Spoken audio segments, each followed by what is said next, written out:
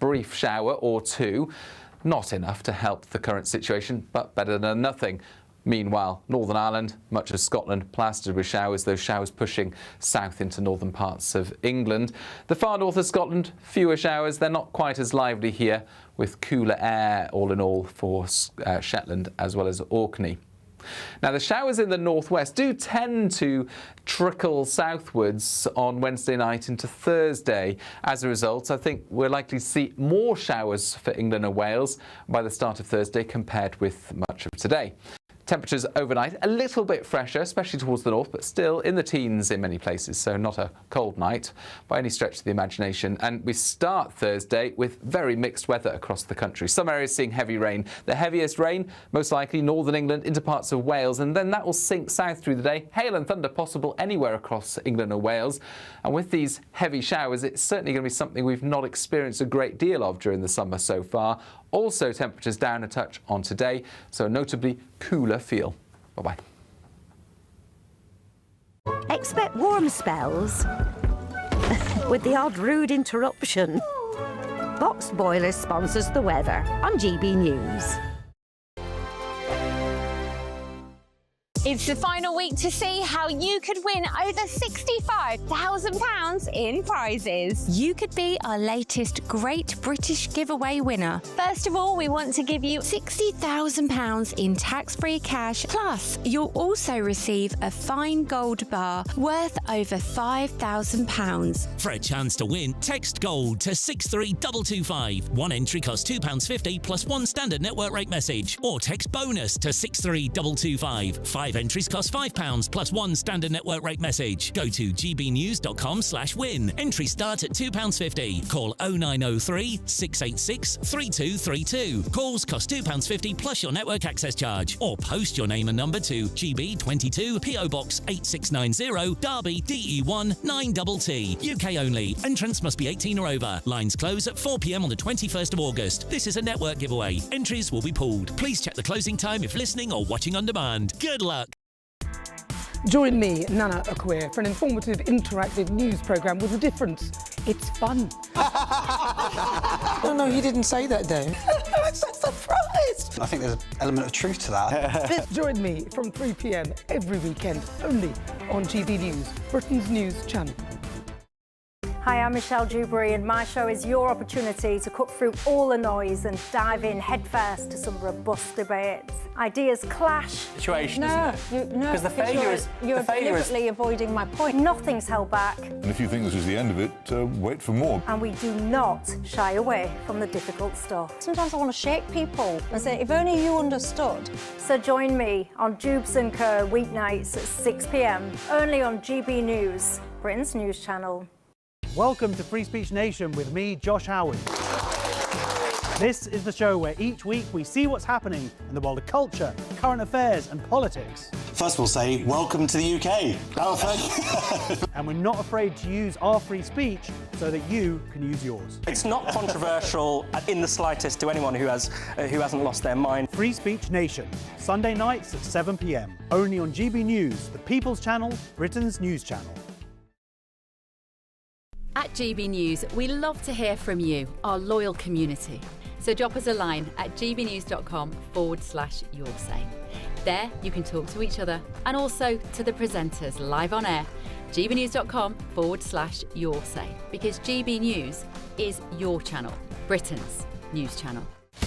Breaking news, live updates, stories that matter. From the heart of the GB newsroom to every corner of Britain, with our team of dedicated journalists across the UK. GB News bulletins are there to deliver the latest news that matters to you. Bulletins on GB News, the People's Channel, Britain's news channel.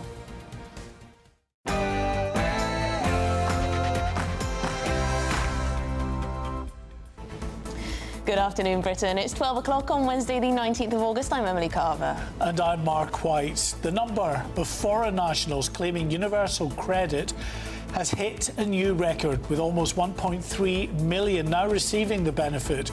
As Reform vows to ban overseas nationals from claiming, is it time to put British taxpayers first?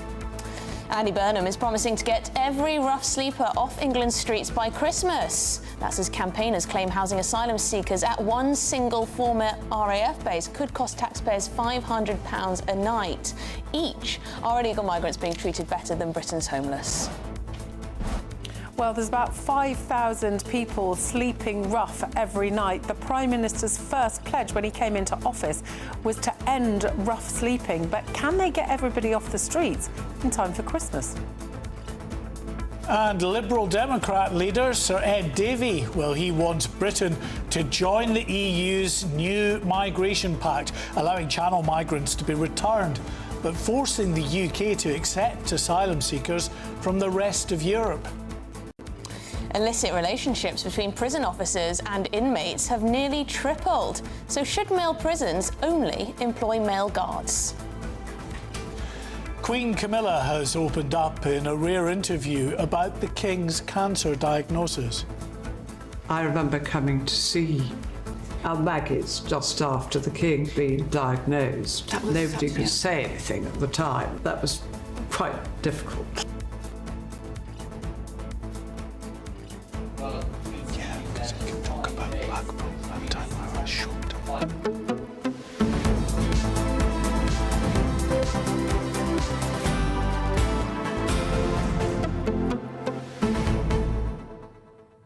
Well, I think everyone in this country pretty much wants to see less homelessness, less rough sleeping on the streets. Yeah, and they want to see, of course, homeless people in this country treated fairly and not have a system where at the moment they see people breaking into the UK, entering our borders illegally and getting a far better shot of it than homeless people, like homeless veterans. Yeah, it's interesting. So the big figure for the homelessness pledge is 442 million. Now, there's another big figure knocking around today, isn't there? That's 400 million. That's what campaigners are saying the one asylum seeker site, RAF Linton on Ouse, is going to cost 400 million over the next 3 years. So as you can see, that's one site for 1,200 migrants. It's going to be costing basically the same as this pledge on homelessness. Yeah, a few years ago, Emily, I was up in Blackpool doing a story about a migrant hotel. It was a Metropole Hotel, famous hotel near the seafront in Blackpool that was being used to house migrants. And then we spoke to a group of homeless people. 2 of them were veterans in a doorway within sight of that hotel in the pouring rain, just effectively being forgotten about. And that's a concern that people have. Well, it's a stark picture, isn't it? You know, why can't we give the homeless in this country that type of accommodation, 3 square meals a night, a bit of pocket money on the side? We can. Well, GBNews.com/your say. Do you think that recent arrivals, particularly who have entered the country illegally, are being treated better than some of our homeless? Let us know. GBNews.com/your say. But let's get to the headlines with Tatiana.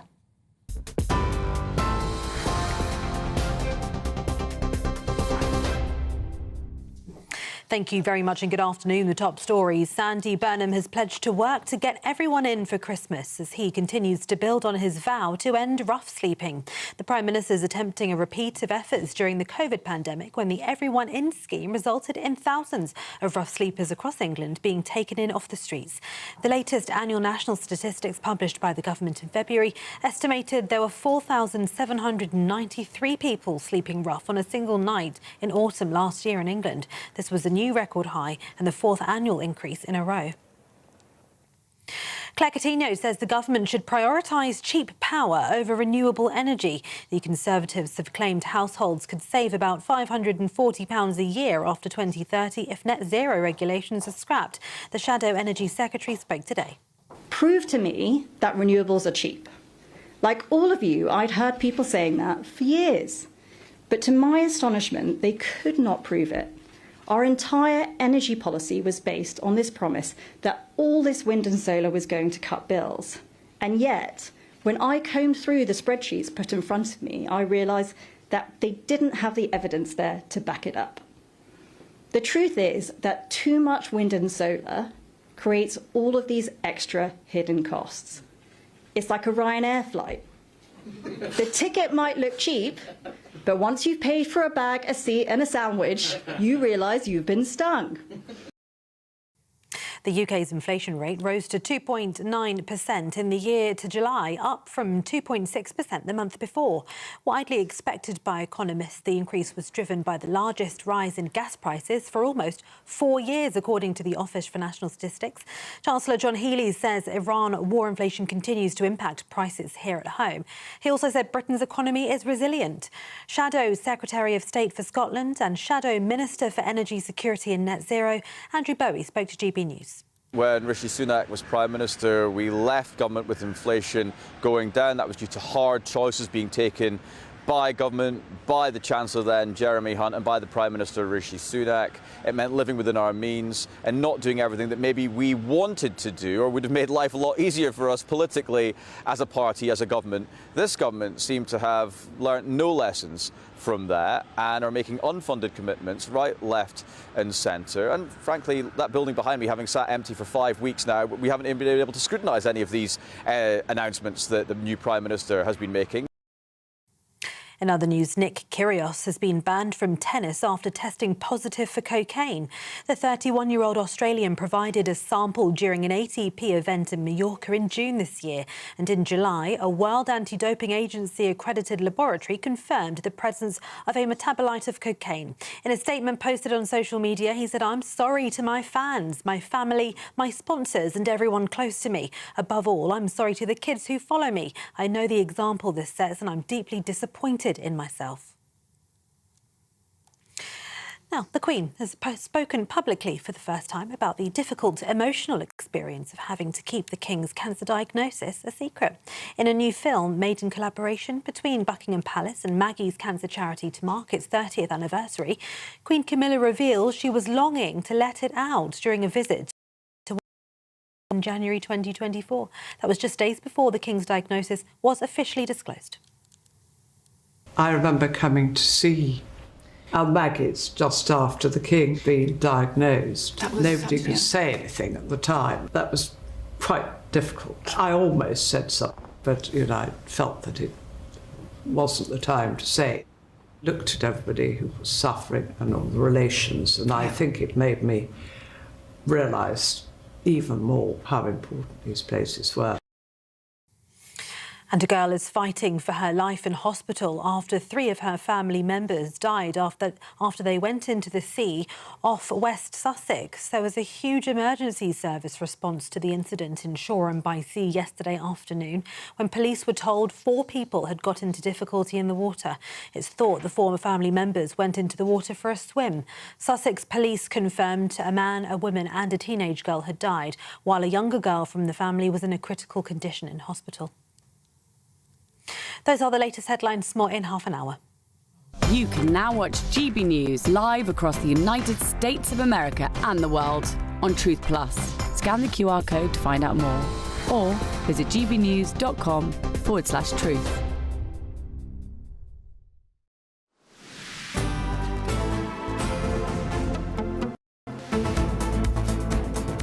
OK, good afternoon, Britain. It's now 8 minutes past 12. Now, the number of foreign nationals claiming benefits hit a record high days after reform promised to ban claims by overseas nationals. Well, almost 1.3 million migrants were claiming universal credit in May 2026, according to figures published by the Department for Work and Pensions, which is about 20,000 higher than a year ago. Citizens from the European Union accounted for the biggest proportion of the total, with about half of the foreigners claiming Britain's main unemployment benefit coming from the continent. Well, we're joined now by senior researcher at the Migration Observatory, Ben Brindle. Ben, good afternoon to you. Clearly, this is just going to be more fuel for reform in terms of their policy to deny these kinds of benefits to foreign nationals. Afternoon. Thanks for having me. I mean, absolutely. I mean, for people that are concerned about the payments of universal credit to foreign nationals, then this is absolutely not the news that they were looking to see. I mean, it's no surprise that the numbers have gone up in recent years because there are more migrants living in the UK, and some of those people come on with relatively high levels of income, workers and students, but other groups like Ukrainians, asylum seekers that get refugee status, and some of the partners are British citizens as well. They aren't selected on their income. So some of those people that come here don't have that level of income, which then leads to claiming universal credit. If we look at the share, though, so the proportion of people getting universal credit that are non-UK nationals, that actually has stayed quite stable. And I think one of the reasons for that is that not just as the migrant population increased and migrant claimants increased, but so too have the number of British claimants as well. Ben, for decades now, we've been told that immigration is always a net benefit to this country in terms of economics. But clearly, if there were now 1.3 million foreign nationals in universal credit, they're not earning very much. A lot of those people are out of work. A lot of them are in low-paid work. Clearly, that's a net drain, surely.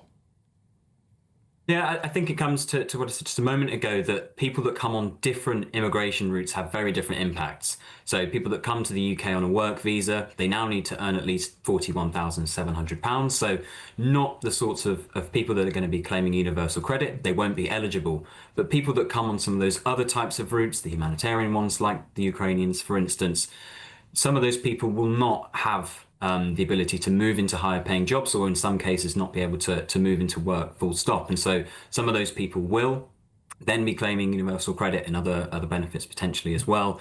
And then they will be making a negative, they will have a negative impact on the UK's public finances. Do we know where the European citizens, what countries they're from? Because there's a huge difference between earnings depending on where you come from, between, say, France or an Eastern European country. Yeah, we know very little about who these people are, unfortunately. We have that breakdown of broad immigration status, but we don't know which countries those people were from, when they came to the UK, and how long they've been in the UK before they started claiming universal credit. That's certainly something that I would like to see. We've tried to get that information, but we only have this very broad picture, which makes it difficult to look too much into the details. Can we talk just on purely practical terms about how workable the scheme being proposed by Reform would be? I think there is no doubt that it's likely to be quite popular around the country, but taking benefits away from foreign nationals if they've got a right to remain here, and potentially, ending up with a number of those being declared destitute. How easy and practical is it going to be to enact that particular policy? Yes, I think you've got three broad groups here. Firstly, you've got the people on temporary immigration statuses, like people with refugee status, for instance. That's going to be an easier thing to change in terms of the immigration rules. It's going to be more difficult, however, for people with status under the EU settlement scheme, because that's written into the withdrawal agreement. As Reform have said, that would require a negotiation with the EU, and they might not be open to have that. Maybe they will. We'd have to find out.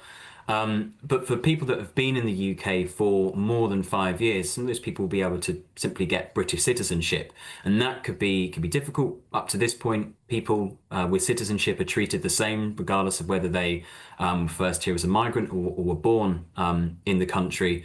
So then that's a bit more of a challenge as well. So a lot easier to change these rules for people on temporary statuses, more difficult for people with EU settlement scheme statuses and with citizenship. All right, Ben Brindle, thank you very much for talking us through that. Senior researcher at the Migration Observatory. I mean, Mark, this is only going to get worse. The job market data at the moment is not looking great. There's going to be more and more people who arrived here on visas initially and are now in receipt of benefits when they once weren't. Yeah, and as Ben was pointing out there, the migrant population is increasing. Although net migration may be falling each year, it's still a net migration of about 200,000 or so every year that the next set of figures will probably reveal, which is a significant number of new people into this country. And if a proportion of them then start claiming benefits, it's going to be a significant drain. I mean, do we have enough working people in this country who aren't on benefits to pay for all this? You know? Well, it's a very good point. Seems to be a smaller and smaller proportion of people who aren't in receipt of such benefits. Anyway, let us know your thoughts, gbnews.com/your say. Are you surprised with that figure that almost 1.3 million migrants are claiming universal credit at the moment? But let's move on, because the Liberal Democrats have a new idea. Yes, stop the boats, smash the gangs, Operation Restoring Justice. Those are Tory slogans, Labour slogans, Reform slogans, all to tackle illegal migration. Yes, well, today the Lib Dem leader, Sir Ed Davey, is calling for the UK to join the EU's Migration and Asylum Pact. That's the latest one. That's going to give, apparently, the UK new powers to return small boat arrivals to the first EU country they entered. However, the move has already been slapped down by Labour, who insist the government's efforts to work with European countries to tackle these crossings are bearing fruit. Well, we're joined now by Deputy Chairman of Facts for EU, Ben Phillips. Ben, good afternoon to you. I mean, in terms of the situation with regard to this new scheme, we know that there were very big problems under a similar scheme previously, the Dublin arrangement, the Dublin agreement. How can we be assured that this would work any better? Absolutely not. I hope you can hear me both. Very nice to see you. CIB UK and Facts for EU are absolutely clear. We believe in the sanctity of the nation state, the sovereignty of nation state, and any idea that we should compromise our control of our borders by entering some ill-defined arrangement with the European Union is frankly for the birds. I mean, our experience with the French has been an absolute disaster. It's been ruinously expensive, and it hasn't begun to solve the problem whatsoever. We have to take control ourselves. That must be the underlying principle. Getting into a long and convoluted treaty arrangement with the European Union, we would need the consent of all 27 members. There's no guarantee that that would happen. It would be hugely expensive, very bureaucratic. And also, we would be open to the possible fine of 20,000 euros per migrant not taken. So again, we'd be opening ourselves up to all sorts of additional financial liabilities. I think the whole thing is utterly ill thought out. I think the underlying motive of Ed Davey, of course, is to try and get us back into the European Union by hook or by crook. Yes, but who knows whether he'll have a deciding vote come the next election. It's possible, Ben Phillips. But I mean, looking at the statistics from back when we were part of the Dublin Agreement, between 2015 and 2018, only 7% of our requests to return migrants to the European Union resulted in an actual transfer. We were a net beneficiary, let's say, of migrants from the European Union by quite some margin. I mean, Ed Davey is trying to say that Brexit has weakened our cooperation with Europe. Would you concede that point?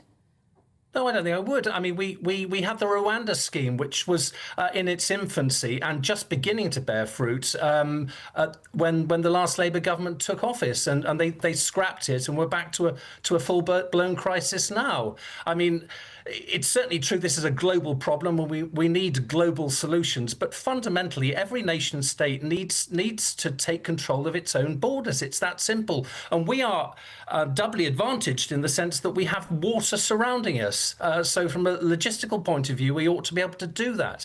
I think anything else is simply a red herring. Well, it has been previously mentioned that actually, you know, the UK doesn't have to get involved in this new scheme. It can sit back, see whether it makes a difference within the EU in terms of stopping the number of illegal immigrants penetrating the border into the EU. And if it does, we'll be the net beneficiaries of it anyway. That's true. Well, yes, well, so be it. But I stand by what I said to start with, which is that we need to take control of this ourselves. I think offshoring it to the European Union or to some sort of consortium, I think, is a red herring and a distraction. We could stop this thing tomorrow. We could, as we've said time and time again, we could withdraw from the Convention on Human Rights and exercise proper sovereignty over this issue, as over so many others as well. And as I say, I think there's a wider political agenda here by Ed Davey. It sounds tempting, it sounds inviting, it sounds reasonable, but as we've discovered through bitter experience, I'm afraid these pledges often break down both bureaucratically and also in terms of political rancour as well. Well, we do have the data on the previous scheme, so we've got that to go off.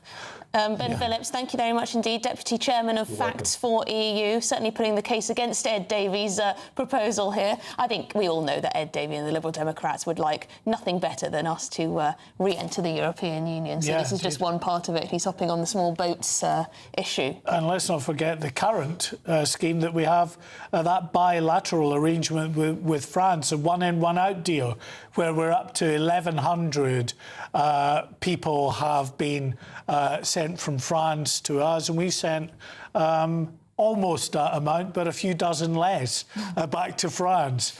In the same period, about 40,000 migrants, by the way, illegal immigrants, have crossed into the UK. So go figure as to whether you think that's a successful scheme. We always seem to get the worst end of the stick, if that's a phrase. But we get to give the French hundreds of millions of pounds extra to help enact these schemes. So, yes, well, thanks to our government.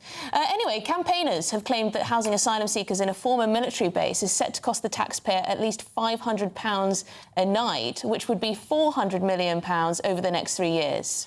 Yeah, the government announcement said that 1,200 migrants at the former RAF base at Linton and Ornews in North Yorkshire earlier this year would be part of this government's bid to close all asylum hotels by 2029. And of course, today the government announced they hope to get all homeless people off the streets by Christmas, and that amounts to, this new initiative announced to about 400 million as well. So Catherine Forster is in the studio with us, our chief political correspondent. Catherine, I think it's a fair comparison to make, to be honest. The money going into this new homelessness pledge pretty much mirrors the money that's going to be spent on one single asylum seeker site. Yes, and I think that's why so many people are absolutely furious about the illegal migrant situation, because it's costing us an absolute bomb, and it's very expensive. The government are saying, look, we're processing people quicker, we're getting people out of hotels, but the sums are still very, very big. They've got to go somewhere. If they're not in hotels, they might be in a house near you or on a military base, and wherever they go, it creates all sorts of problems and very large bills. But the Prime Minister today is revisiting the first pledge that he made when he took office, which is to end rough sleeping. So the pledge from the government today is to get everyone in for Christmas.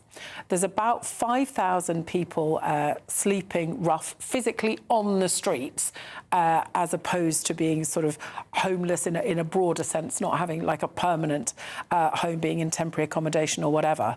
So the government is saying they're putting this £440 million to support this, but they're basically saying to local leaders, to mayors, to local authorities, to charities, to voluntary groups, we're giving you the money, you need to sort this out your end. The Prime Minister talks about devolution. This is a case in point.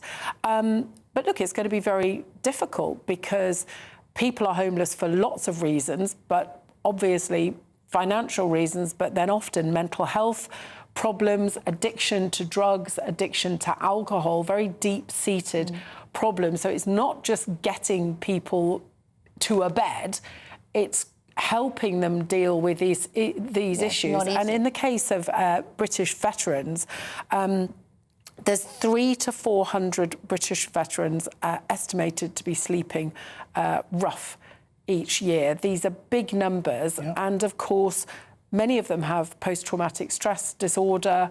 They are turning to drugs or alcohol as crutches, and the support isn't there. So I think, you know, most people will think these are very laudable aims.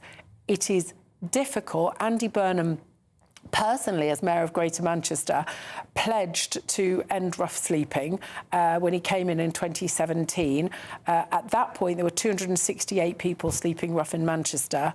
He did get it down in 2021 to just 89, but back to last year, it was back up at nearly 200. So it's not easy, but certainly the government wants to make it a priority. But this is all smoke and mirrors as well, isn't it, Catherine? Because at the end of the day, what the government is actually saying here is that by Christmas, every rough sleeper will have been offered the chance to go into proper shelter accommodation, not that they will have gone into that accommodation. Yes, exactly, that they will have the offer of a bed if they want to take it. The government are also talking about an extra 1,000 settled homes. Not exactly clear what that means, but not everybody does want it. Exactly. And even if people are in for Christmas, that doesn't mean that they're not going to be back on the streets a few weeks later. They've said, look, we did this during COVID. We did it in the pandemic. Yes, we did. It was an emergency situation, but of course we had lots of empty hotels at that point. So it was a very different time. OK, well, Catherine Forster, thank you very much indeed. We're going to hear from the Prime Minister himself now, who's been speaking in the northeast of England. Already struggle to find accommodation for the homeless people. They have a legal duty to help, like families with children. How will you find thousands more spaces by Christmas? Well, the money has been found from within the existing budget of the Ministry of Housing, Communities and Local Government. But this is the right thing to do. I feel very passionately about this. I spoke in Downing Street when I came into office about putting a care for people at the heart of everything that we do, and that can't be done and if you've got people who've just got nowhere to go and are left sleeping in the streets. In this country, I don't think in this day and age anybody should be forced to sleep rough. And actually, when you do leave people sleeping rough, it can often cost more to the state because people can be in and out of A&E and in and out of hospital beds and sometimes in contact with the police. It's just the right thing to do. And as Prime Minister, I want to waste no time in making those moves to say, no, this is who we are. This is how we should be. Nobody should sleep rough on the streets of Britain. We found this new money from within the department, and this is now a call. The government money may not fully get us there. And I'm saying, to wider society, faith organisations, let's see if we can do this together. Let's see if Britain can do this. Give everybody an offer to come inside before Christmas. That is just something we can do. We did it in the pandemic. We can do it again. And it's a rallying call, really, that I'm putting out there today with a lot of government money behind it. Is it enough money, and what won't get funded to pay for this? It's enough money because obviously we've got the experience from the pandemic, so it's enough money to bring everybody in or give everybody an offer of coming in. And I'm not going to say today that yes, every single person, because some people may choose not to for their own reasons, but I want everyone to have an offer. And I'm also learning from my experience in Greater Manchester. We did bring the numbers right down, but because we were the only area providing a high level of support, more people started to travel and it became difficult. So the only way to achieve everyone in is everywhere doing it, and that's why I've brought this proposal back as Prime Minister. It just says something to me about our standards as a country, our values, how we treat each other, and having a focus on prevention, doing the right thing and not leave people in a position where their physical health, their mental health just goes into a catastrophic spiral. We shouldn't be like that in this day and age. We can do this, and I just ask everybody to get behind it. You mentioned your pledge to do this in Greater Manchester. The numbers have gone up for the last 4 years there. So why should this be any different? Do you understand why people would be very sceptical now? Well, the numbers came right down, and I brought in a programme called A Bed Every Night that tonight is still providing 600 beds a year. I donated from my own salary. We galvanised everybody behind it. But as I said before, we were the only place providing that level of support.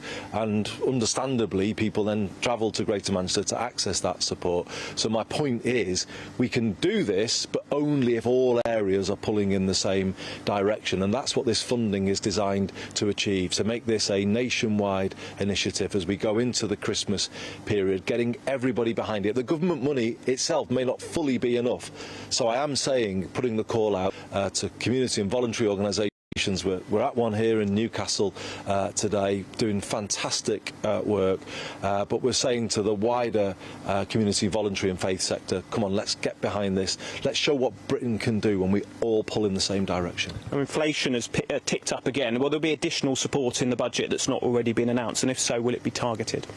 Well, I want to lead a cost of living government, and I've already taken steps as Prime Minister to show I will help people wherever I can. I can't do everything. I think people know that. We're in tough times, but where I can do something to make life that little bit better, I will do it. So I've made a commitment to take VAT off electricity bills, and that will come in from October. I've made a further commitment to reinstate the £2 cap on bus fares for the whole of 2027. That will help people as well. But both of those measures help with inflation. We can't control, though, what is going on in the Middle East, and the effect of the conflict there is now being felt in inflation here and in other countries around the world. But people can be sure that what I can do to help people, I will do. I realise these times are really hard, but already people can see a month into office, I've done things that will make a difference. Finally, 3 people died yesterday in the sea in Shoreham, and a girl's in a critical condition. There have been a number of water safety deaths this summer. Does the government need to do more to tackle that? Always. It's so sad to hear what happened yesterday, and obviously we think there's a young girl still in hospital fighting for her life, and we send our best wishes and love to her wider friends and family, but a real tragedy, a real terrible family tragedy. Always there's more that can be done. Obviously we will look in detail at what happened. The thing I can say today, and there is still, I think, a further heat wave to come in this summer period, it's just to remind people about the dangers of open water swimming. The coldness, even when it feels hot outside, it can shock people, and that can cause the difficulties. So people just need to remember that at all times. I do need to praise the emergency services, who I know were on scene very quickly yesterday. They've had a busy summer, but they were there, and we thank them. As I say, just huge sympathy to the friends of the family concerned. Thank you. That's the end of the National Pool interview. Is still with us. Listen, £400 million to try and end rough sleeping isn't going to even touch the sides, is it? You put your finger on the point earlier. That's all of these services that you need to ensure that people who are addicted, who have mental health issues, stay on these programmes and don't go back onto the streets. Yes, exactly. And the government would say that some of this money will be used to help people with addiction, with mental health problems and so on. But I think the government will say it's a start. You heard the Prime Minister there saying we can do this. It's just the right thing to do. What I thought was interesting was his explanation for why, when he was Mayor of Greater Manchester and pledged to end rough sleeping, it went down and then went back up again. He's saying that's because people had heard about it and they came into the area.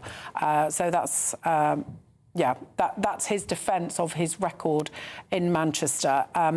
Let's see what happens at Christmas. But as you said before, it's an offer. Not everybody will want to take it up. Yeah. And even if they are in at Christmas, does that mean they're still going to be, sleeping in a bed come February, March? And once again, one asylum site for 1,200 migrants will cost £400 million over 3 years, which is the same amount being pledged today for this homelessness initiative. If that's the money needed for one asylum site and it's the same amount being given to pledge on homelessness... Yeah. And I think to say it's a start... Well, the government is billing this in terms of we want to end rough sleeping. Well, you're not going to do it with £400 million over 3 years when there are so many complex issues at play with regard to those who are rough sleeping. Well, I hope they do, because I think most people have noticed there's a lot of tent cities about in our city centres. Anyway, let's move on, because the Conservatives have pledged to ditch net zero, saying Labour's got its head in the sand over climate policy. The Tories are backing a new report that claims Britain could save a staggering $320 billion by ripping up current net zero electricity plans. Well, here's what Shadow Energy Secretary Claire Coutinho told GB News this morning. I think the left have their head in the sand when it comes to climate policy. They want to say that net zero is great, but yet they won't do the actual work to cost it up so people can know what it's going to mean for them in their wallets. Well, we have done that work. And what the research shows is that we can save consumers £320 billion if we prioritise cheaper power. That's about £540 per household per year for the next 20 years. This is huge. Well, there you go. There's the Shadow Energy Secretary. Let's turn to Jack Carson, our national reporter. He's at the site of Britain's biggest proposed solar farm in Lincolnshire. Jack, what are your thoughts? The Conservatives saying, you know, we need to stop this net zero stuff. What are people there saying? Well, of course, this is where those plans for net zero are having an impact. It's places like this here at the planned Springwell solar farm, which really it covers more than 3,000 acres. It is the biggest solar farm that has been approved by this Labour government, approved earlier in the year. There's now an application in to build a substation here as well to be able to connect all of that electricity to the grid. But so looking at this report today, which takes a different approach to net zero, let's get some reaction from some of the local people who have been involved in really trying to fight the solar farm that's been approved to be here. We've got Mark Williams, Marion Overton, and Martin with us as well. All local people. Mark, you're part of the one of the action groups here. Now, this report talks about building energy closer to where it's needed, but it doesn't rule out the use of solar. So why are solar farms like this that have been approved to be in these kind of fields around us, why are they so inappropriate? I think it's the scale. Look, this new report is spot on. Energy infrastructure needs to be where the energy is consumed. So be it solar panels on roofs or substations near cities, covering thousands of acres of prime agricultural land is just insane, and it's technology which is going to go out of date extremely quickly, and once this land is destroyed, it will never return to agriculture, and that's a real concern. We need to protect farming. We need to protect the quality of this land. We're in a food shortage crisis in this country already, and if we start taking out the best land, it's going to be exacerbated, and we're going to have real consequences. Now, Marion, the government say that they are trying to build renewable clean energy. They're trying to create clean energy and green jobs in this country, and ultimately they say that plan and their plan will bring down bills. Why are they wrong? Why is that not a good thing for the country? Putting industrial developments on farmland is destroying the whole point. It actually does the opposite. It makes our electricity more expensive because we've got this huge infrastructure which we're paying for. It's quickly out of date, and they'll want more money for the next lot of infrastructure. So it's making our electricity much more expensive now, amongst the highest in the world, and it will continue to do so at the current rate.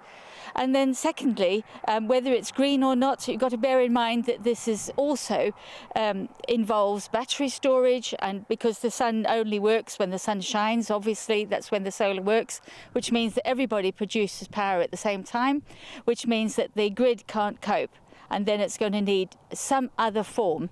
So if you try to put enough battery storage to do the whole lot for 10 days or whatever it is where we have no renewables, then you couldn't, it just wouldn't be feasible. It'd be so expensive and so huge that it's just not possible. So you've got to have a backup system, and that again makes it more expensive. And Martin, if you just really quickly just kind of say, you know, really what are some of the concerns as a local resident you've got? Well, as a local resident, these solar schemes, which amount to around 10,000 acres around Navenby village alone, in terms of Springwell, Foss Green and Leoda, are going to completely change the character of the area. They're incredibly invasive. They're damaging to the environment around that area. They're damaging to the economy, which is agricultural, and they're putting our food security at risk further than it already is. It's criminally irresponsible to be using prime agricultural, largely arable land for producing electricity. This is for producing for producing food. There are other ways to produce electricity. These schemes are neither environmentally friendly, they're not green, they're not clean because we've got to go and leave it there, and they're not sustainable. Well, I appreciate your time. Thank you all of you for joining us this afternoon. Of course, the developer for this site, EDF, has said that as the project moves forward, they are committed to working collaboratively with local communities and partners to reduce the impacts of construction, while they say delivering wide-ranging benefits, long-term benefits for the region.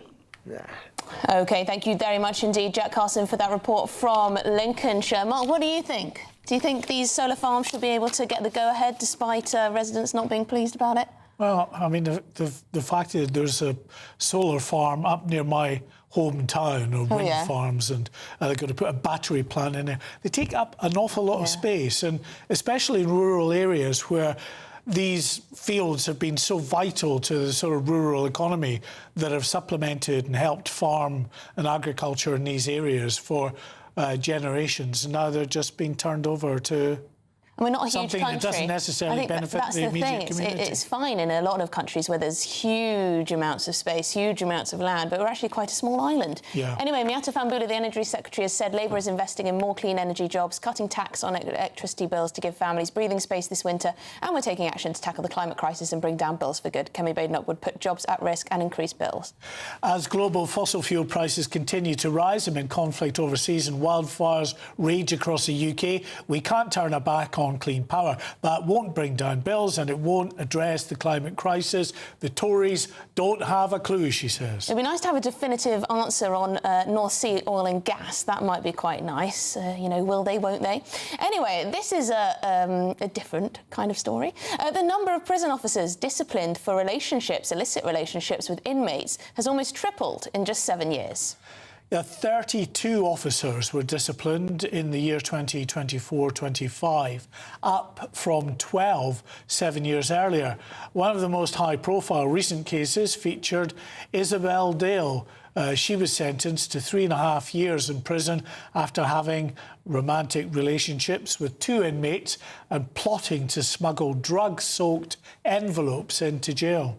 Well, we're joined by former prison governor and author Vanessa Frake. Vanessa, thank you very much indeed. Why do you suspect this is on the rise?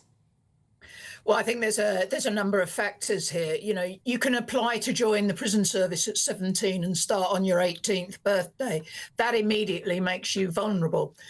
Excuse me. I also think that the training isn't hard enough. It's not correct enough. There's vetting that's not doesn't go into backgrounds of people that are joining the prison service hard enough.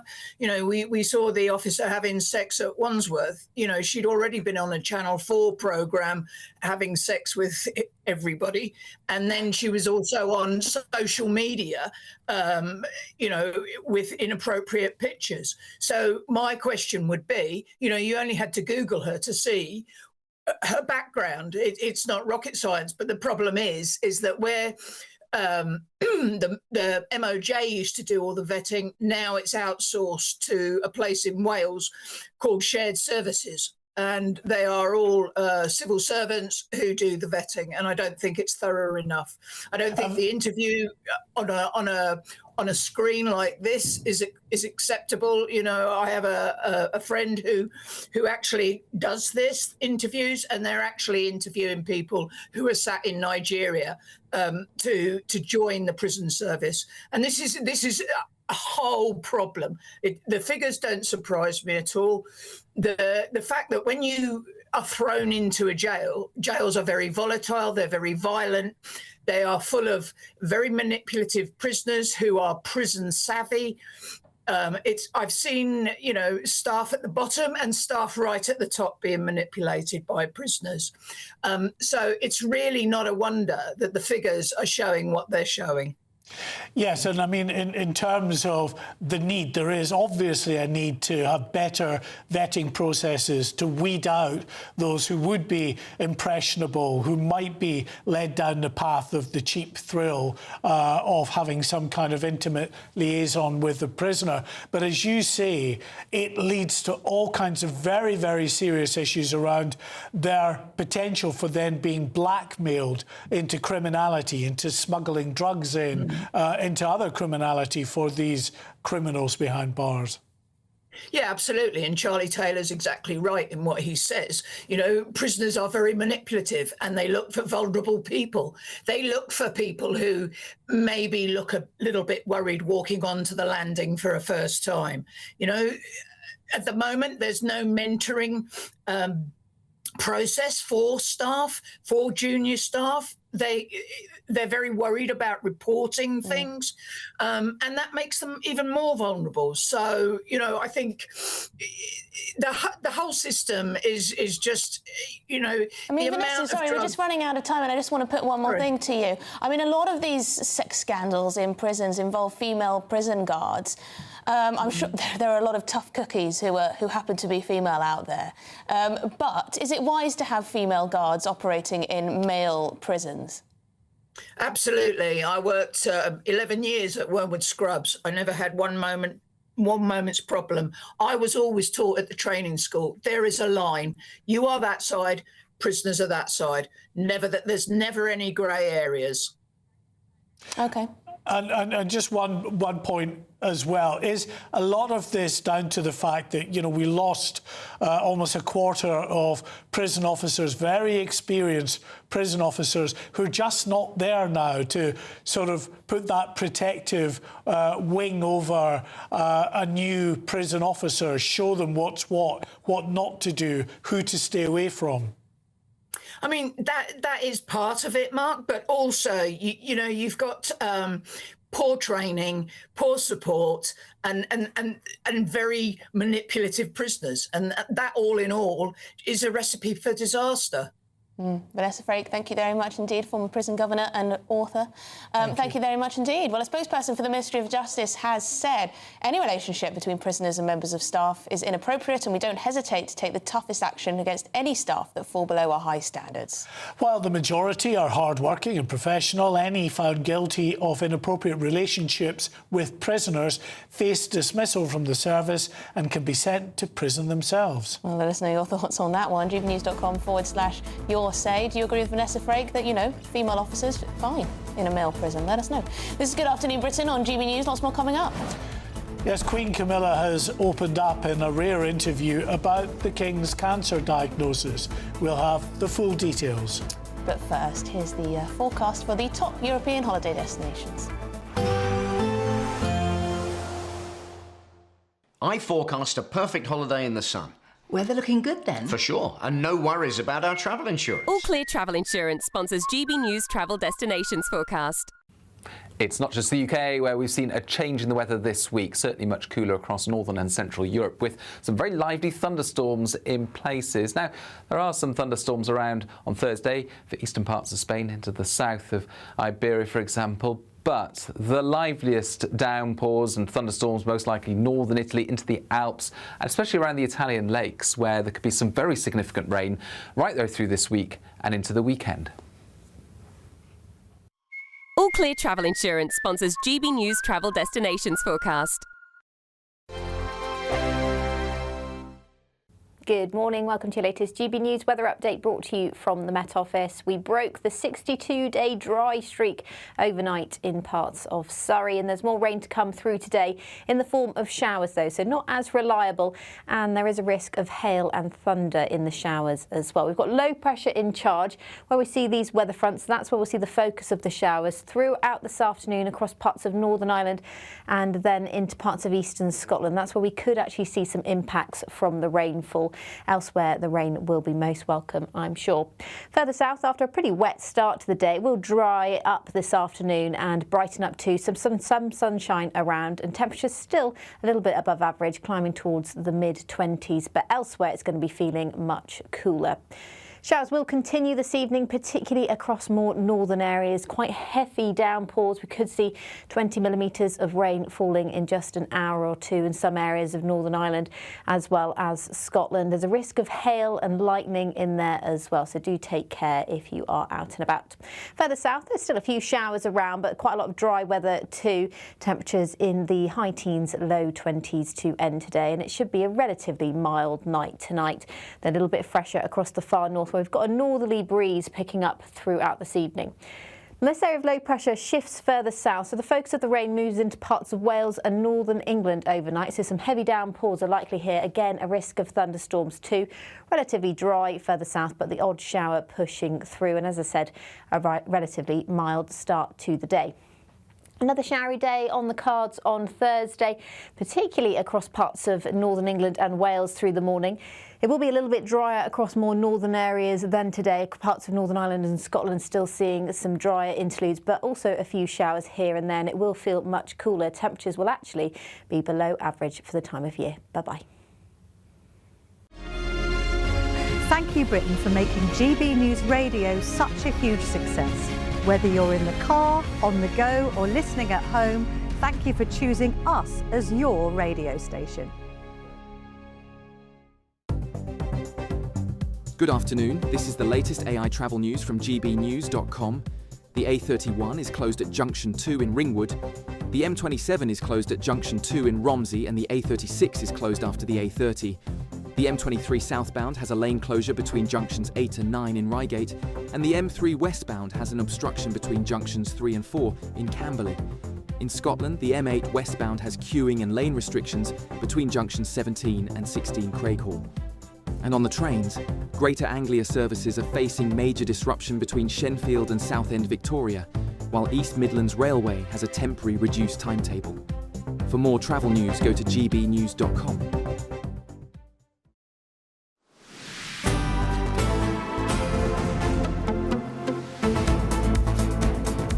Well, good afternoon, Britain. Welcome back. It's 12:50. Now, the Queen has spoken for the first time about the emotional strain of keeping the King's cancer diagnosis secret from the public before it was announced to the world. Let's take a listen. I remember coming to see our Maggie's just after the King being diagnosed. Nobody could say anything at the time. That was quite difficult. I almost said something, but, I felt that it wasn't the time to say. Looked at everybody who was suffering and all the relations, and I think it made me realise even more how important these places were. Well, we're joined now by GB News royal correspondent Cameron Walker. Cameron, I mean, it must have been very, very difficult trying to cope with the fact that your husband has been diagnosed with cancer and also having to keep a very big secret like that. Yeah, absolutely. And she said just how difficult that indeed was, because just 5 days after that visit to the Maggie's Centre in London, Buckingham Palace announced that the King has been diagnosed with a form of cancer. Now, Maggie's cancer centres is about 24 around the country so far. The Queen in that short film called for far more to be built. It tries to bridge the gap between the kind of medical interventions that are necessary for cancer patients, but also the holistic approach to treatment. So supporting both patients, but crucially their families with the emotional support that perhaps they need. So the Queen talking there as part of the 30th anniversary of the charities. But I think it was quite interesting hearing from her perspective as a patient's family member or a loved one, because clearly millions of people in the UK and indeed around the world are going through similar things to what she has been going through. But what she also talked about was how the King was coping with it, or has been coping with it, and that was by keeping calm and carrying on and keeping very busy. Perhaps she was making the point, or she has previously made the point, that doctors have urged him to slow down. She herself has urged him to slow down. He won't. He's determined to continue. And that's exactly what he's doing. The King's cancer journey is going in a positive direction. Of course, back in December, he said it was a blessing that he could reduce the frequency of that treatment, which has now happened. But of course, he is still receiving cancer treatment. I wonder what Camilla would make of this new book that's coming out, Elle Spencer's new book about Princess Diana. Uncomfortable reading, I reckon. So Elle Spencer essentially saying that I've read over the last 30 years lots about what has happened to my sister. He thinks they're all mysteries, so what he's doing now is writing it all down in a book. It is the first time he's written a whole book about his sister, Diana, Princess of Wales. I think it will be uncomfortable on two parts. One, because it's going to detail the marriage between Diana and Charles, which obviously ended quite poorly and in tragedy. And then, of course, the week of her death, where the royal family was heavily criticised about that. But also, crucially, Elle Spencer blames the press, saying that some newspaper editors had blood on their hands for those intrusive paparazzi photographs.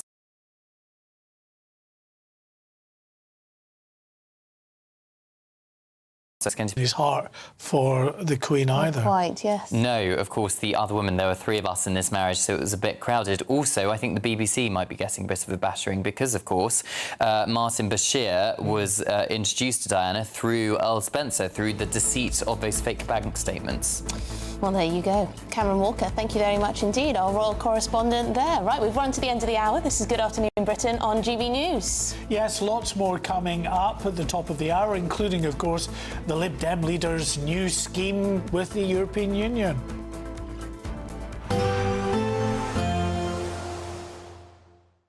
Expect warm spells with the odd rude interruption.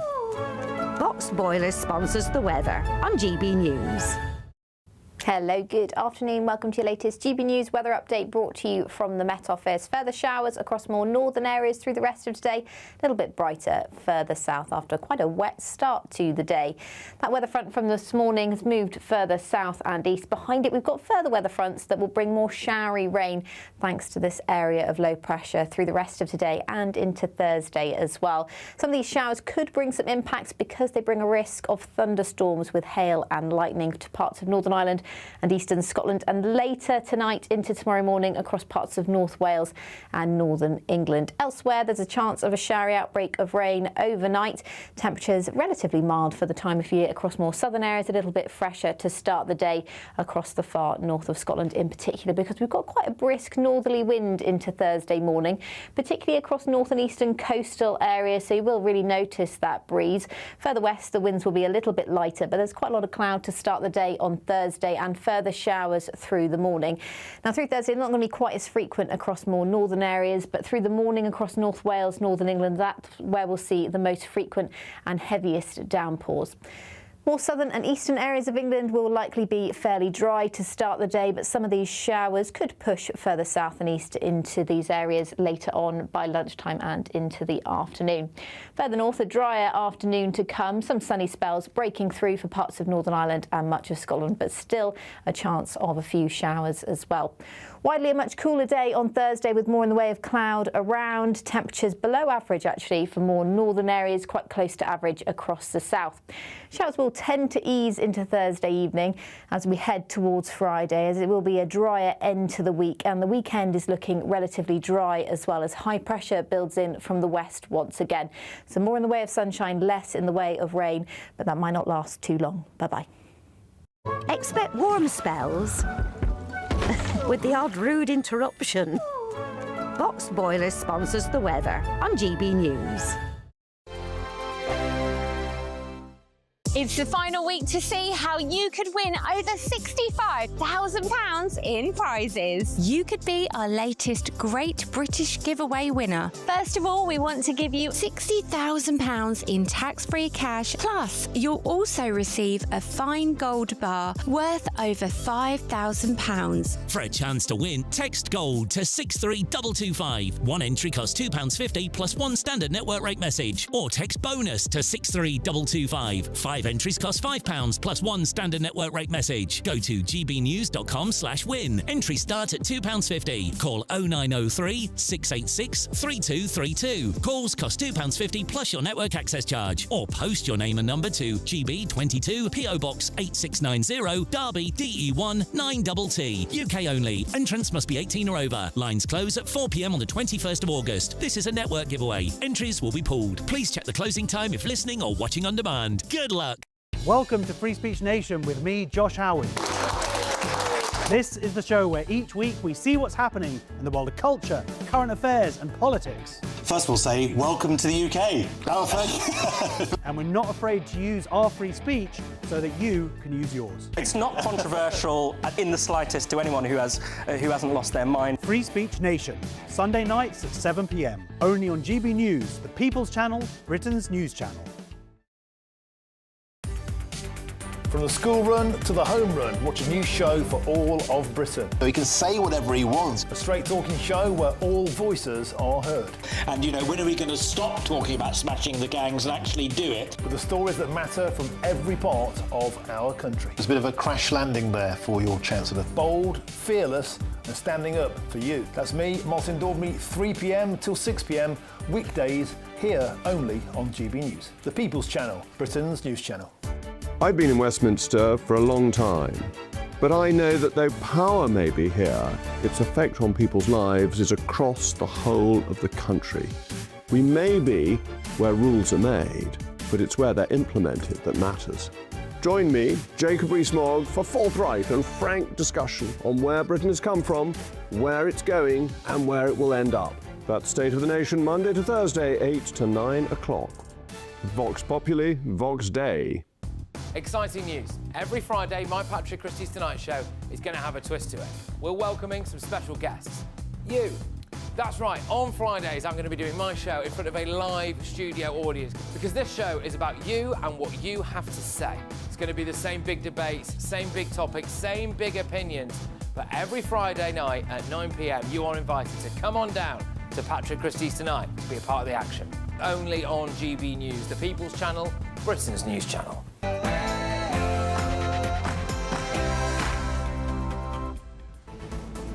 Well, good afternoon, Britain. It's 1 o'clock on Wednesday, the 19th of August. I'm Mark White. And I'm Emily Carver. Well, the number of foreign nationals claiming universal credit now has hit a new record, with almost 1.3 million receiving the benefit. Reform vows to ban overseas nationals from claiming, so is it time to put British taxpayers first? Andy Burnham is promising to get every rough sleeper off England's streets by Christmas, as campaigners claim housing asylum seekers at a former RAF base could cost taxpayers £500 a night each. Are illegal migrants being treated better than Britain's homeless? Well, the Prime Minister today saying we can do this and that it is the right thing to do.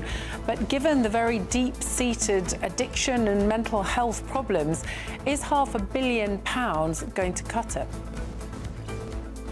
The Liberal Democrat leader, Sir Ed Davey, wants Britain to join the EU's new migration pact. Now, that would allow Channel migrants to be returned, in theory, but it would also force the UK to accept asylum seekers from Europe. The Conservatives claim households could save about £450 a year after 2030 if net zero regulations are scrapped. Sainsbury's, the supermarket, has paused AI facial recognition at one store after an innocent shopper was wrongly branded a shoplifter and thrown out the building. Is this a terrifying glimpse of the future?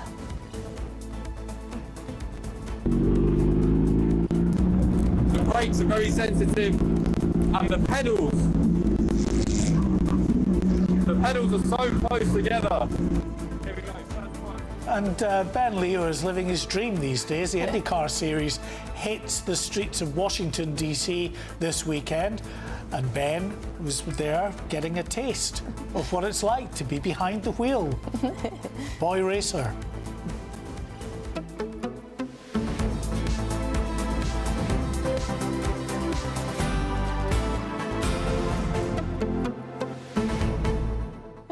He's our own Lewis Hamilton. Yeah, he is. Not quite as fast, I don't think, but, you know, in his head, maybe. No, I'm just reading, actually, some new figures on our prisons. Apparently, Ministry of Justice figures, this is reported in The Telegraph, the number of spare places in men's prisons has fallen below 1,800 for the first time since Labour introduced a presumption against jailing anyone for under 1 year. So there are slim pickings, aren't there? And also slim pickings when it comes to staffing these prisons, Mark. Yeah, I mean, 1,800 sounds like it's quite a lot of places, but that can be eaten up in just one weekend where the police are particularly busy, and lots of people have been arrested and end up being shoved off to remand prison. So it's certainly in a precarious state. But I still do think the vast majority of people in this country are not of the view that many politicians are espousing, which is we've got to release thousands of them. Actually, just keep them banged up, make them share 3 to a cell or 4 to a cell, or build pop-up prisons. Yeah, I don't buy the idea that if you've done a low-level crime, that therefore you shouldn't be given a prison sentence. You should do something else. I think people, when, you know, they're the victim of a crime, want that person banged up, don't they? And often the only respite long-suffering people in communities right across the country get is when the habitual housebreaker, car thief, mobile phone and corner shop robber is locked up. You know, the recidivist who is constantly committing crime after crime to feed a drug habit, usually, when they get locked up for maybe a year or 2 at most, at least it's a little bit of respite for these communities. That's quite true, yes. Although, as we've seen, they're having difficulties with shoplifters at our supermarkets. This AI facial recognition is not going 100% well. We're going to get into that later this hour. But do get in touch, gbnews.com/your say. But at first, the headlines with Tatiana.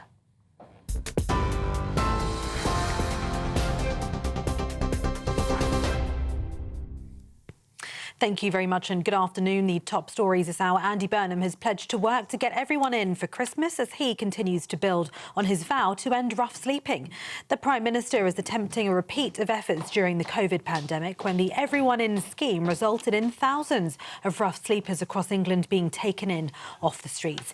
The latest annual national statistics published by the government in February estimated there were 4,793 people sleeping rough on a single night in autumn last year in England. The Prime Minister spoke this afternoon.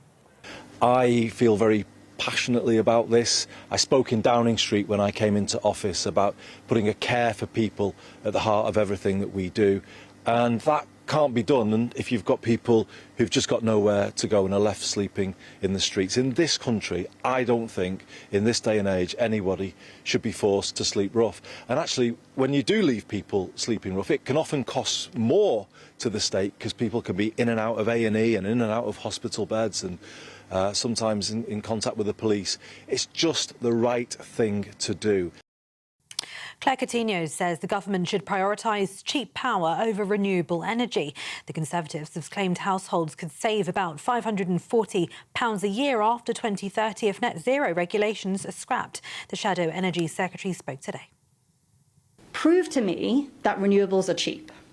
Like all of you, I'd heard people saying that for years. But to my astonishment, they could not prove it. Our entire energy policy was based on this promise that all this wind and solar was going to cut bills. And yet, when I combed through the spreadsheets put in front of me, I realised that they didn't have the evidence there to back it up. The truth is that too much wind and solar creates all of these extra hidden costs. It's like a Ryanair flight. The ticket might look cheap, but once you've paid for a bag, a seat and a sandwich, you realise you've been stung. The UK's inflation rate rose to 2.9% in the year to July, up from 2.6% the month before. Widely expected by economists, the increase was driven by the largest rise in gas prices for almost 4 years, according to the ONS. Chancellor John Healey says Iran war inflation continues to impact prices here at home, but he said Britain's economy is resilient. Shadow Secretary of State for Scotland and Shadow Minister for Energy Security and Net Zero, Andrew Bowie, spoke to GB News. When Rishi Sunak was Prime Minister, we left government with inflation going down. That was due to hard choices being taken by government, by the Chancellor then, Jeremy Hunt, and by the Prime Minister, Rishi Sunak. It meant living within our means and not doing everything that maybe we wanted to do or would have made life a lot easier for us politically as a party, as a government. This government seemed to have learnt no lessons from that and are making unfunded commitments right, left and centre. And frankly, that building behind me having sat empty for 5 weeks now, we haven't even been able to scrutinise any of these announcements that the new Prime Minister has been making.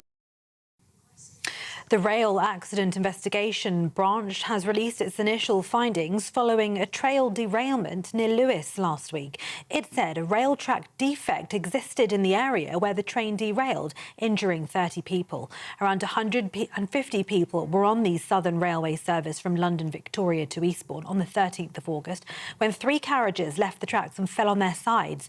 2 passengers suffered serious but non-life-threatening injuries and remain in hospital, while 18 others who were hurt have since been discharged. Nick Kyrgios has been banned from tennis after testing positive for cocaine. The 31-year-old Australian provided a sample during an ATP event in Mallorca in June this year. And in July, a World Anti-Doping Agency accredited laboratory confirmed the presence of a metabolite of cocaine. In a statement posted on social media, he said, "I'm sorry to my fans, to my family, my sponsors and everyone close to me. Above all, I'm sorry to the kids who follow me. I know the example this sets and I'm deeply disappointed in myself." Elsewhere, a girl is fighting for her life in hospital after 3 of her family members died after they went into the sea off West Sussex. There was a huge emergency service response into the incident in Shoreham by Sea yesterday afternoon, when police were told 4 people had got into difficulty in the water. It's thought the 4 family members went into the water for a swim.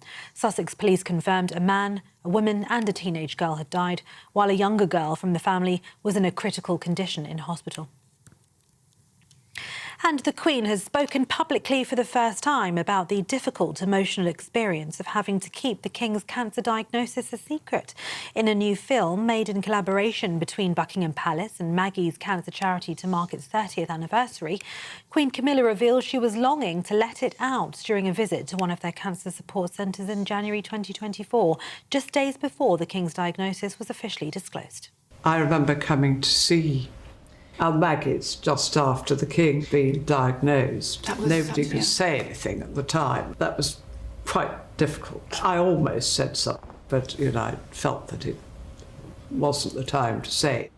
Looked at everybody who was suffering and all the relations, and I think it made me realise even more how important these places were. Those are the latest GB News headlines. For now, more from me at 1:30. You can now watch GB News live across the United States of America and the world on Truth Plus. Scan the QR code to find out more, or visit gbnews.com/truth.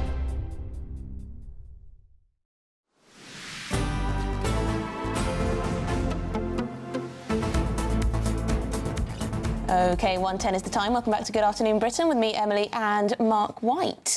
Now, the welfare state continues to grow.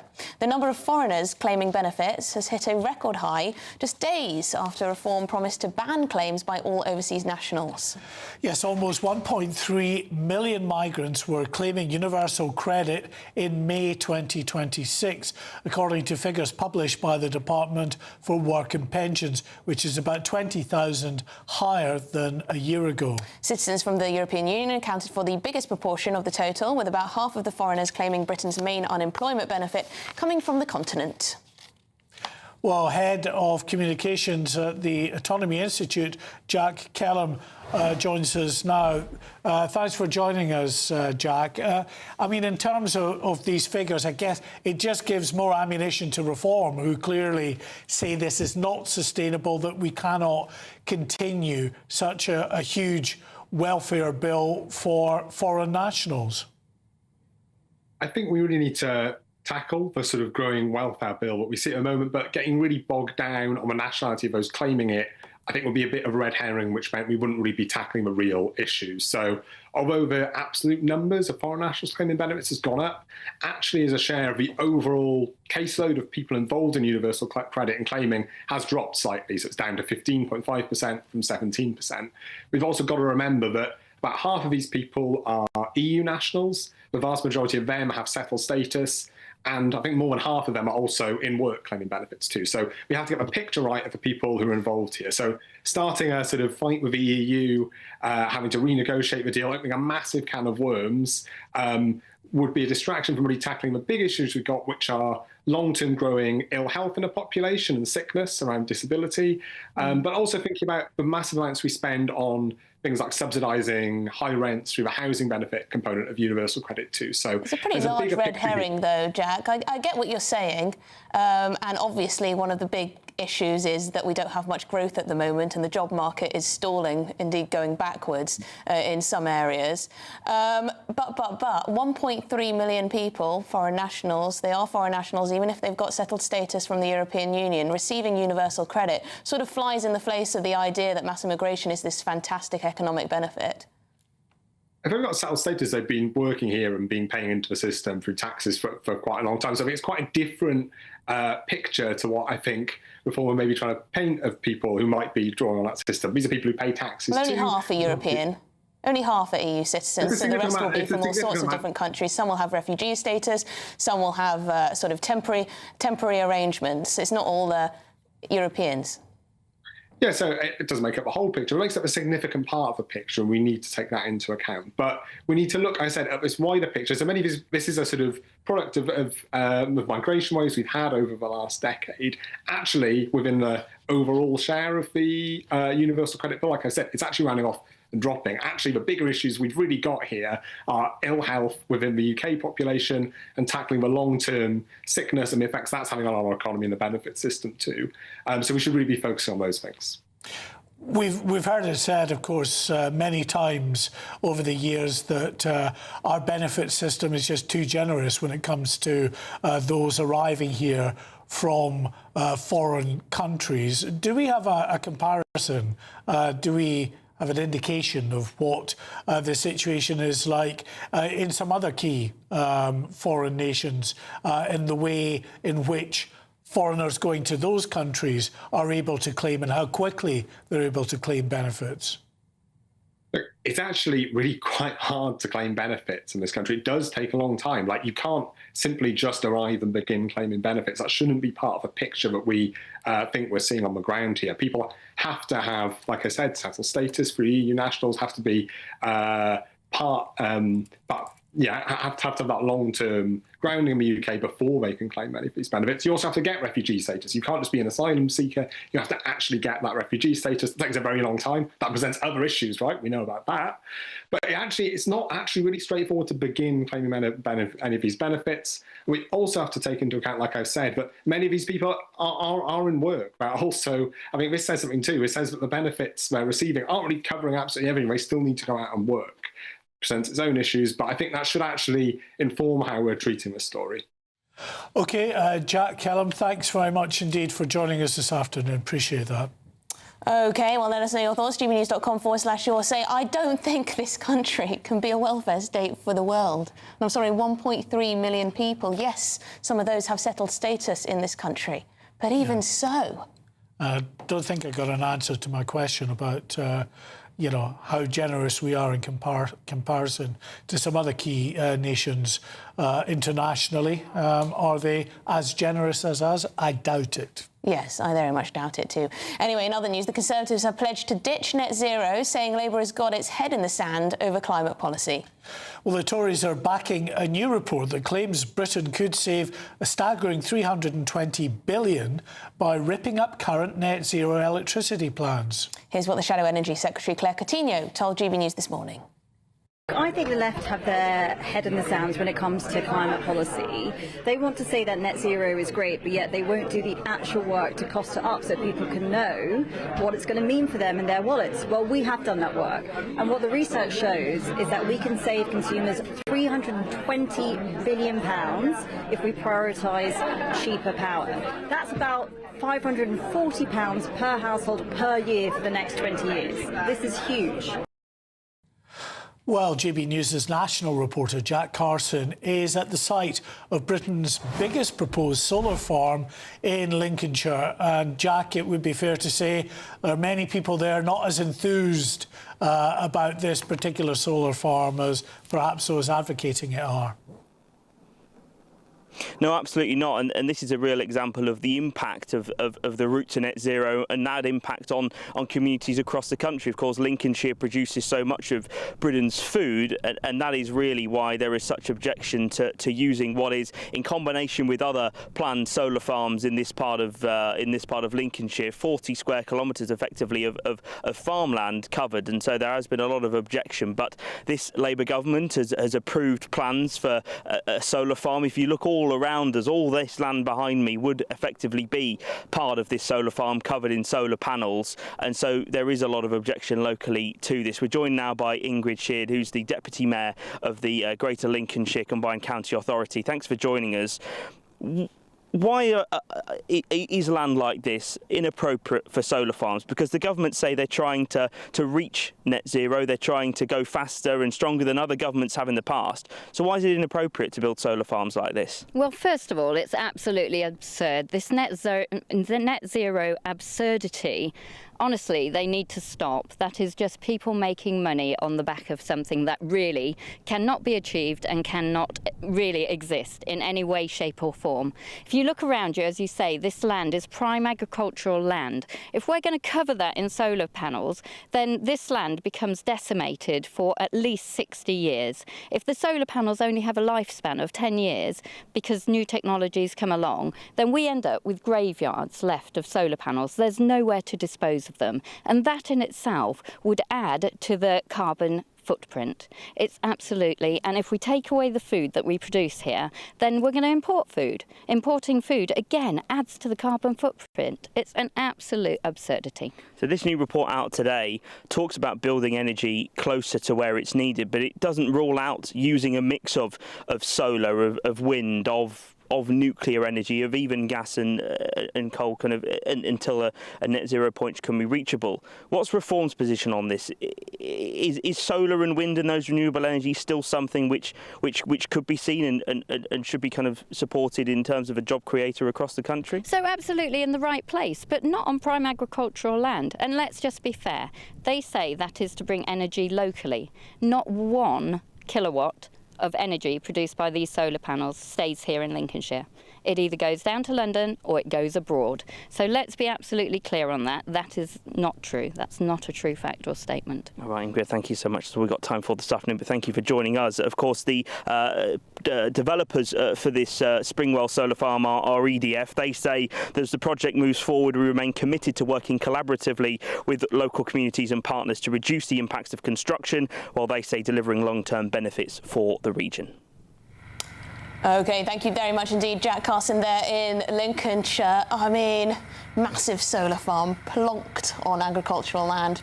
It's not going to go down very well, is it? Yeah, and by their very nature, they're not small. They take up a huge acreage in these locations, so of course you don't want that, especially if you're not getting the benefits directly yourself. Well, quite. The Energy Secretary has said Labour is investing in more clean energy jobs, cutting tax on electricity bills to give families breathing space this winter, and we're taking action to tackle the climate crisis and bring bills down for good. Kemi Badenoch would put jobs at risk and increase bills. As global fossil fuel prices continue to rise amid conflict overseas and wildfires rage across the UK, we can't turn our back on clean power. That won't bring down bills and it won't address the climate crisis. The Tories, she claims, don't have a clue. All right, then. This is Good Afternoon Britain on GB News. Lots more coming up. Sainsbury's has paused AI facial recognition at one store after an innocent shopper was wrongly branded as shoplifter and thrown out. Is this a terrifying glimpse of the future? But after the break, Andy Burnham is promising to get every single rough sleeper off England's streets by Christmas.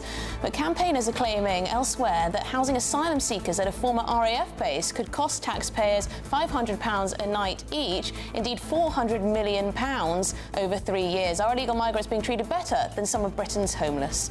All of that and more to come on GB News.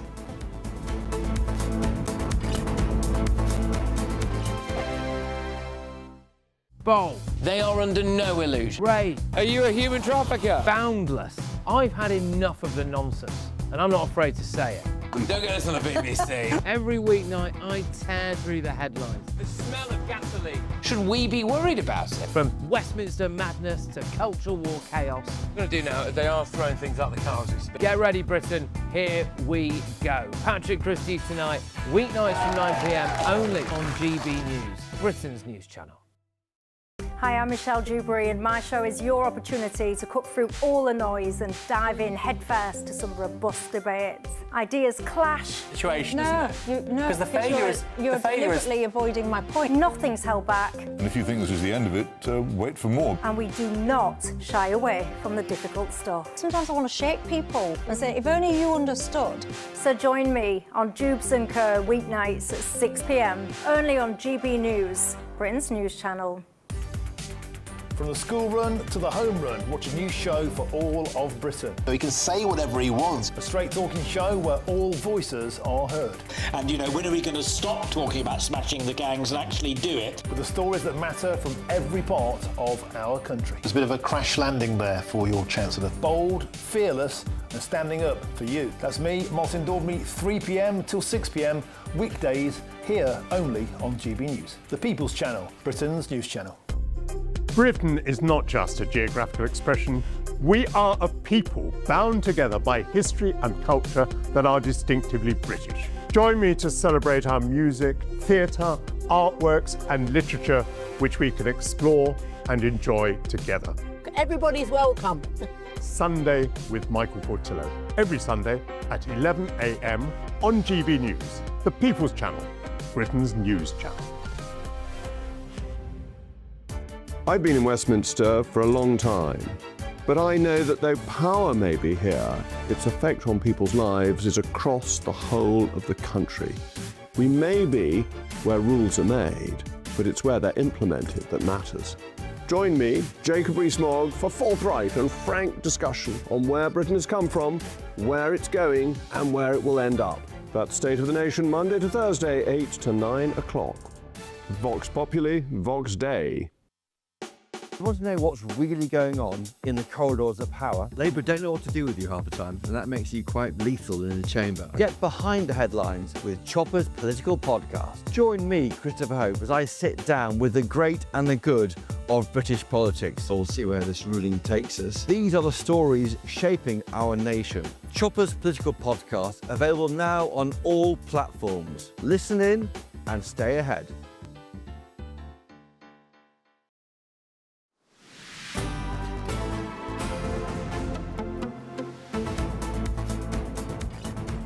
Well, we've got some breaking news this afternoon. A manhunt has been launched in Glasgow after 2 men were found dead in a flat in Partick. Well, 50-year-old Paul Lafferty and 54-year-old Gary Beaton were found with serious injuries by officers on Sunday afternoon and pronounced dead at the scene. Well, our national reporter Charlie Peters is here for us. Charlie, what do we know? Well, Gary Beatson, that 54-year-old, and Paul Lafferty, aged 50, found dead on Sunday afternoon on Chancellor Street in a flat in Partick. But it was after inquiries were conducted by Police Scotland and their forensics team on Monday and Tuesday. They have now confirmed this afternoon that a manhunt is underway and a double murder investigation has been launched as well. Police Scotland have said that extensive inquiries are underway in the area. They've trawled through hours already of public and private CCTV footage as part of efforts to find those responsible. We've got a statement from the Detective Superintendent Cheryl Kelly, who's the senior investigating officer in this case. DS Kelly said, "My thoughts are with the families of Paul and Gary at this extremely difficult time, and we are doing all we can to get them answers." They said that the investigation into the deaths of Paul and Gary is continuing, and I would urge anyone with an appeal to come forward with information who has not already spoken with us to do so. It is vital we trace whoever is responsible, and we are fully committed to doing this. We've also heard from Superintendent Craig Brady that he also wanted to extend his sympathies, and Police Scotland are saying they want to hear from anyone who knew Paul and Gary and who were in the Partick area near to Chancellor Street from Friday morning from 9 a.m, that's August the 14th, and who had seen Paul or Gary or seen or heard anything suspicious. While this manhunt is underway and a double murder investigation has been launched, there are no details in this police appeal about who they are looking for. And this is coming obviously now 3 days after the bodies were found, 2 days of forensics inquiries that have taken place, this statement coming in. A manhunt's been launched, a murder investigation is underway, but no indication at this stage from Police Scotland as to who they're looking for. Yeah, you're right. More questions than answers on this one. No idea of motivation, number of suspects. Yeah, 3 days in. It's a bit unusual. Thank you, Charlie. Thank you, Charlie. Please keep us updated. But in other news, protesters have claimed, well, the campaigners have claimed that housing asylum seekers in a former military base is set to cost £400 million over 3 years. That's £500 a night per migrant. Well, the government announced it would house 1,200 migrants at the former RAF base in Linton-on-Ouse in North Yorkshire earlier this year as part of the government's bid to close all asylum hotels by 2029. Well, today, Andy Burnham announced, of course, that he hopes to get all homeless people off the streets by Christmas, and he's putting 400 million odd quid behind the pledge. Well, GB News chief political correspondent Catherine Forster joins us now. It's not quite all it seems, is it? It's an offer to get everyone off the street. There will be, I'm sure, numbers of people who just don't want to go off the street. Yes, so when Andy Burnham became Prime Minister, his first pledge was to end rough sleeping, and now the government today is saying they're putting a total of £440 million towards this, and they want, quote, everybody in for Christmas.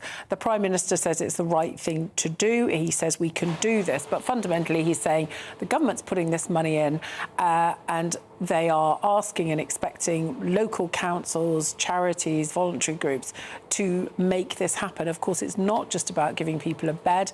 It's about tackling, you know, deep-seated problems with mental health, with drug addiction, with alcohol addiction as well. But there's about 5,000 people sleeping rough in England. When Andy Burnham was Mayor of Greater Manchester, he pledged to end rough sleeping. It did go down substantially, but then subsequently went back up. He says that's because people knew about the programme and moved to the area. Well, thank you very much, Catherine. We're now joined by the spokesperson for Linton-on-Ouse Action Group, Olga Matthias.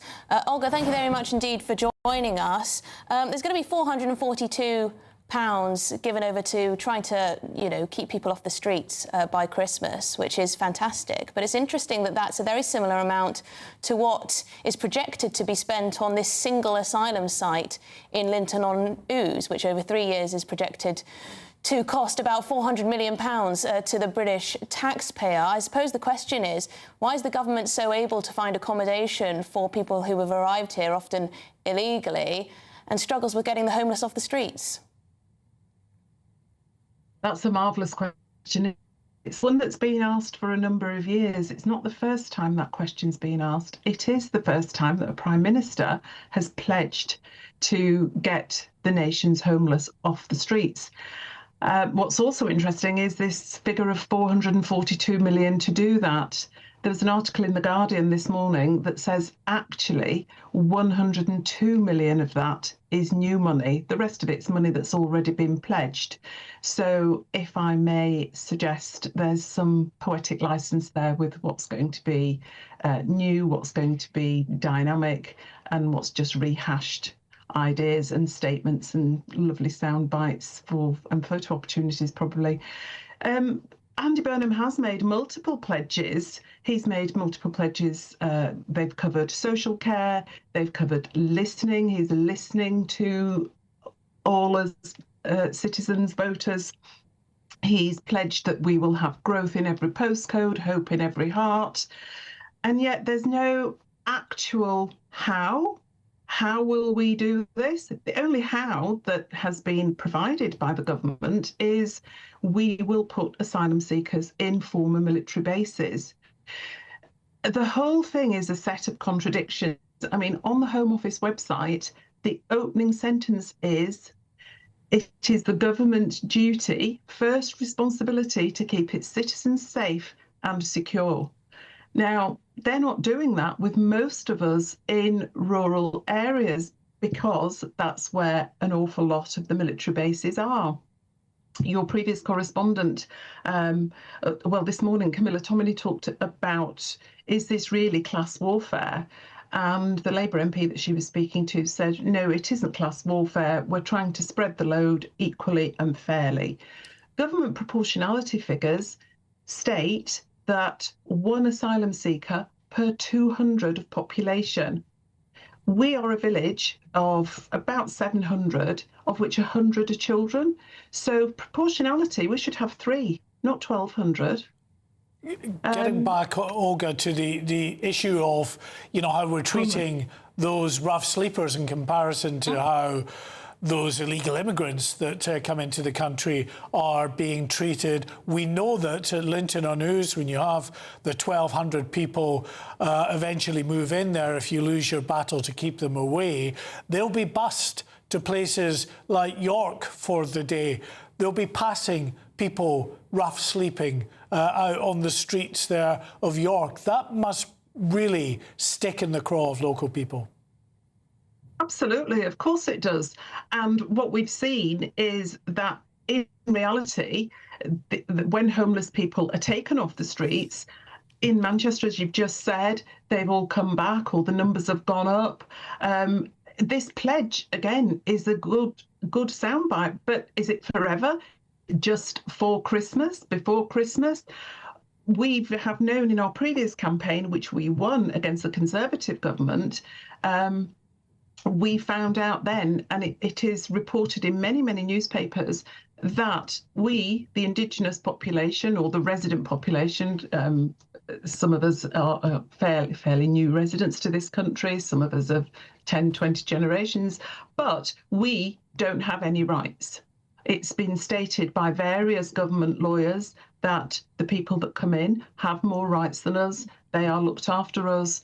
That's true that they're going to prioritise. There was a finding, definitely, that they were going to be prioritising those who have arrived. Olga, thank you very much indeed. We'll have to leave it there. Olga Mateus there from the Linton-on-Ouse Action Group. I suppose Andy Burnham would say, you know, it's not one or the other. We can help everyone, but unfortunately with the tax burden as it is and how people feel, you know, a sense of fairness, fair play isn't there. I just feel you might struggle to help the other, the rough sleepers, if all you're giving is the equivalent amount of money for one migrant camp in Linton-on-Ouse, you know. Maybe the start of it, that's to be hoped. The money will increase over time, but let's wait and see. The Home Office spokesperson has defended the decision to house migrants in Linton-on-Ouse, saying we're closing every asylum hotel and moving asylum seekers into basic accommodation, including ex-military sites. The population of asylum seekers in hotels has fallen by 35% in the last year and by 63% from the peak in 2023. Overall asylum costs have already fallen by $1 billion since the general election. All right, well, lots more coming up, including Sainsbury's. They've paused their AI facial recognition at one of their shops after an innocent shopper was wrongly branded a shoplifter and thrown out. Is this a worrying glimpse of the future? All that and much more coming your way on GB News, Britain's #1 news channel.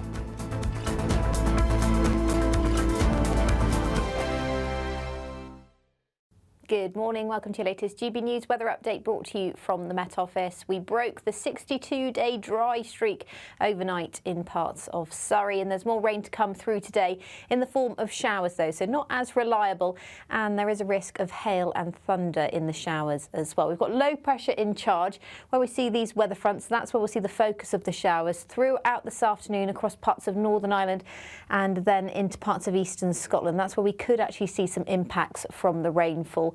Elsewhere, the rain will be most welcome, I'm sure. Further south, after a pretty wet start to the day, it will dry up this afternoon and brighten up to some sunshine around, and temperatures still a little bit above average, climbing towards the mid-20s, but elsewhere it's going to be feeling much cooler. Showers will continue this evening, particularly across more northern areas. Quite heavy downpours. We could see 20 millimetres of rain falling in just an hour or two in some areas of Northern Ireland as well as Scotland. There's a risk of hail and lightning in there as well, so do take care if you are out and about. Further south, there's still a few showers around, but quite a lot of dry weather too. Temperatures in the high teens, low 20s to end today, and it should be a relatively mild night tonight. Then a little bit fresher across the far north, where we've got a northerly breeze picking up throughout this evening. This area of low pressure shifts further south, so the focus of the rain moves into parts of Wales and northern England overnight, so some heavy downpours are likely here. Again, a risk of thunderstorms too. Relatively dry further south, but the odd shower pushing through, and as I said, a relatively mild start to the day. Another showery day on the cards on Thursday, particularly across parts of northern England and Wales through the morning. It will be a little bit drier across more northern areas than today. Parts of Northern Ireland and Scotland still seeing some drier interludes, but also a few showers here and there, and it will feel much cooler. Temperatures will actually be below average for the time of year. Bye-bye. Thank you, Britain, for all of you who listen to GB News Radio. Whether you're at home or on the go, you're making us Britain's news channel and Britain's radio station.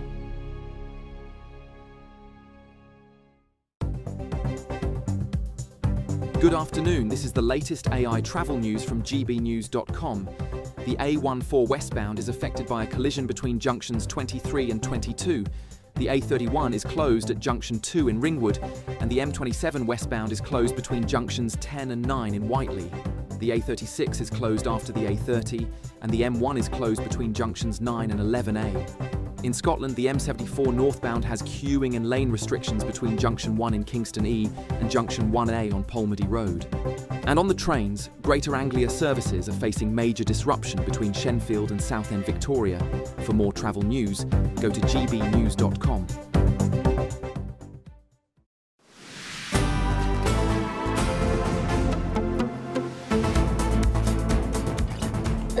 Oh dear, Mark makes me laugh. Welcome back. Now, the controversial issue of facial recognition technology is back in the news after a man was wrongly accused of being a shoplifter and thrown out of a Sainsbury's store. Yes, the man is called Matt Arnold, and he says two managers at a branch in southeast London told him he could not be served owing to an earlier incident. Sainsbury's have now paused the use of AI face scanning in the store. So should supermarkets be using this facial recognition technology to catch shoplifters if sometimes it goes horribly wrong? Yeah, well, we're joined by Jack Coulson, who's the head of advocacy at Big Brother Watch. Jack, it's a worry, this one, isn't it, given just how much of this technology is now in our daily lives. They're sucking all this information out. If they get it right, that's fine. If they get it wrong, it's not good.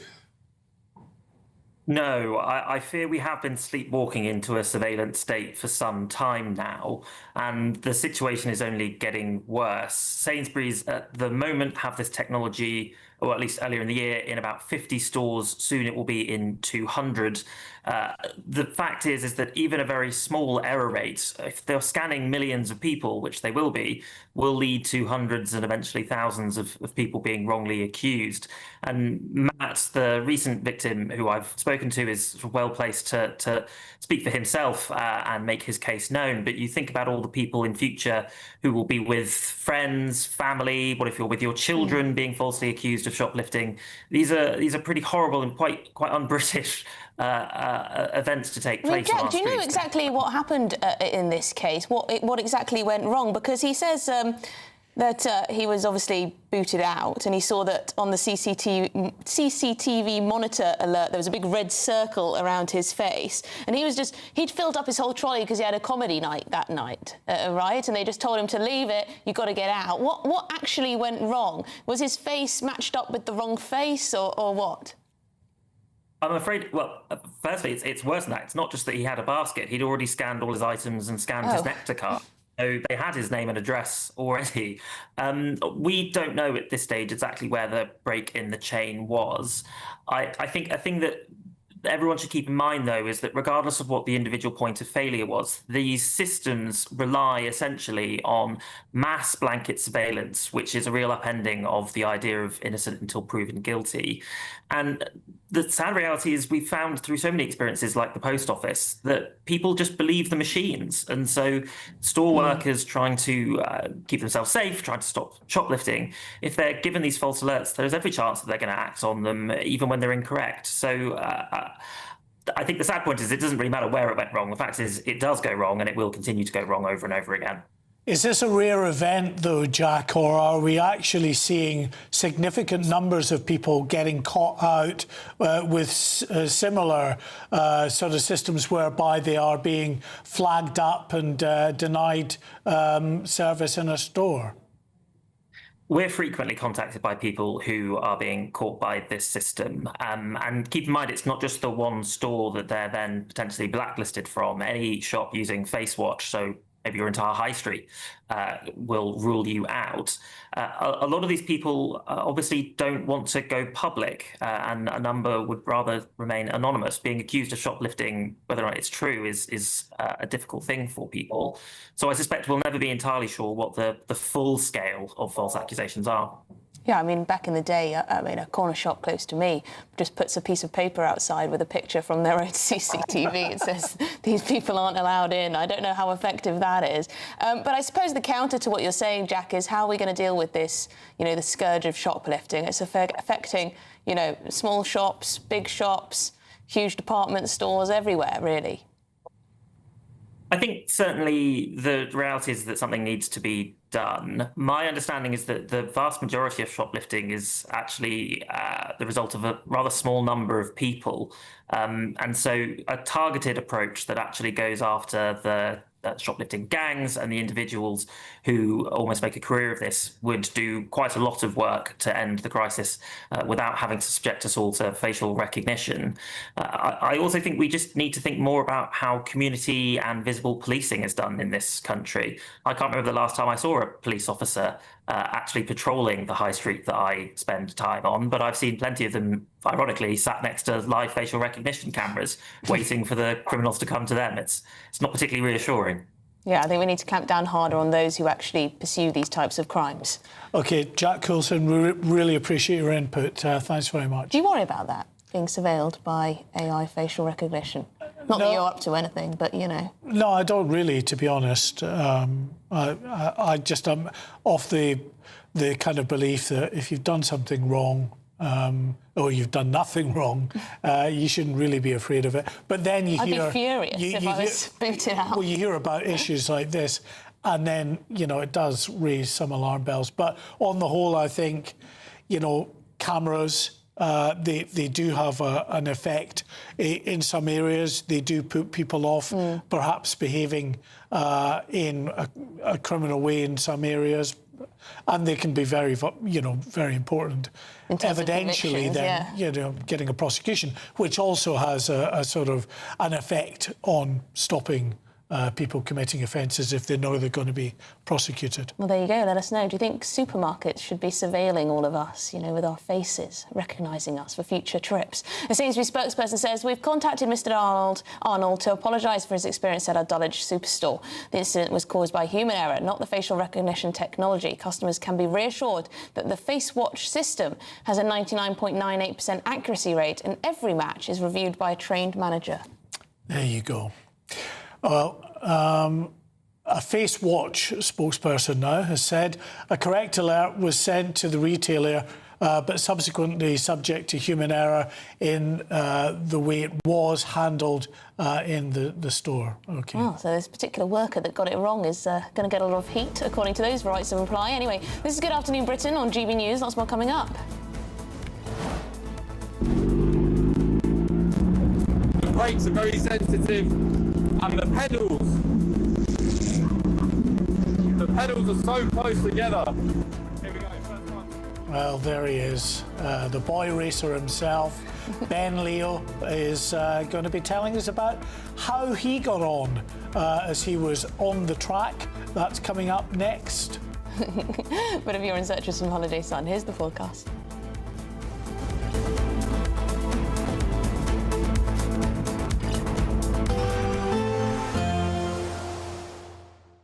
I forecast a perfect holiday in the sun. Weather looking good then? For sure, and no worries about our travel insurance. All Clear Travel Insurance sponsors GB News Travel Destinations forecast. It's not just the UK where we've seen a change in the weather this week, certainly much cooler across northern and central Europe, with some very lively thunderstorms in places. Now, there are some thunderstorms around on Thursday for eastern parts of Spain into the south of Iberia, for example. But the liveliest downpours and thunderstorms most likely northern Italy into the Alps, and especially around the Italian lakes, where there could be some very significant rain right there through this week and into the weekend.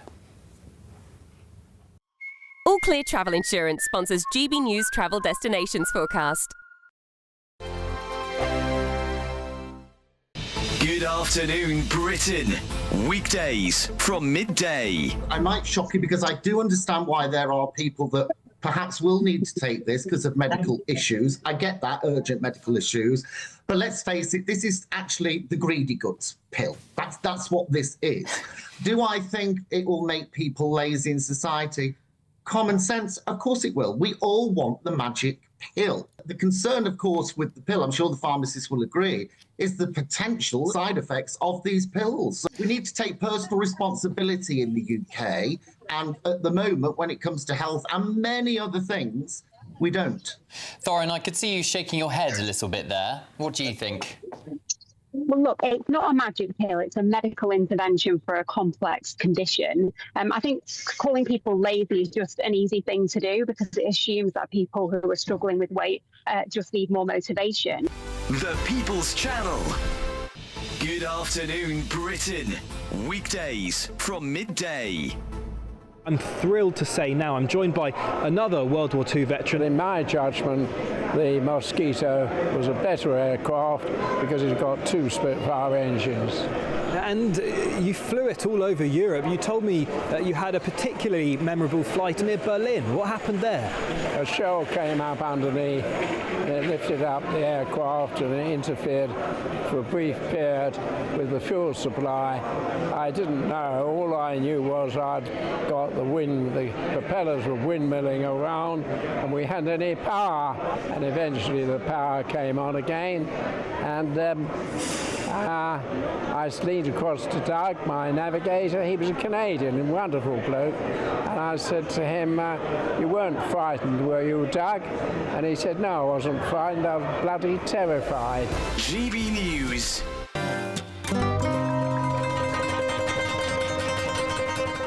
We're only here for like 12 hours. We're flying home at 11 o'clock tonight. Oh. And mummy and daughter. Yeah, and it only costs £70, so we thought, well, why not? Because it's cheaper than a supermarket shop. Supermarket shop or spending the day in Benidorm with cheap booze. It's a no-brainer, isn't it? It's a no-brainer. And is there no chance you might just decide we're going to stay? No, because my husband would kill me. We did consider it because I said to my mum earlier on, we might just stay and miss the flight, but she's not up for it. Has your husband actually visited Benidorm on his own? No, he hasn't. I've been here 27 times. That's my daughter's first time. She's a Benidorm virgin. But well, my husband's never been. Not that he's told you anyway, let's put it like that. GB News, the People's Channel.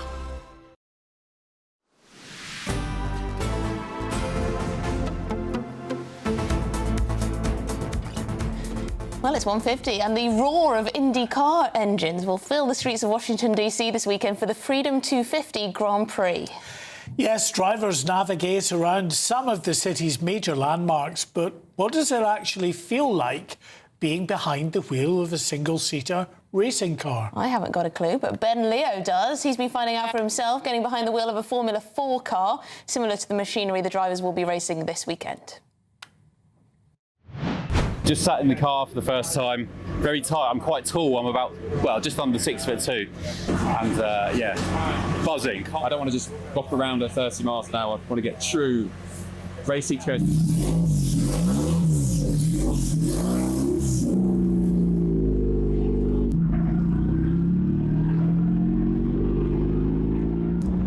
The brakes are very sensitive, and the pedals are so close together.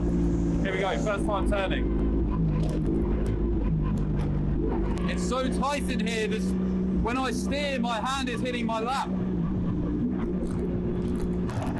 The handling is insane.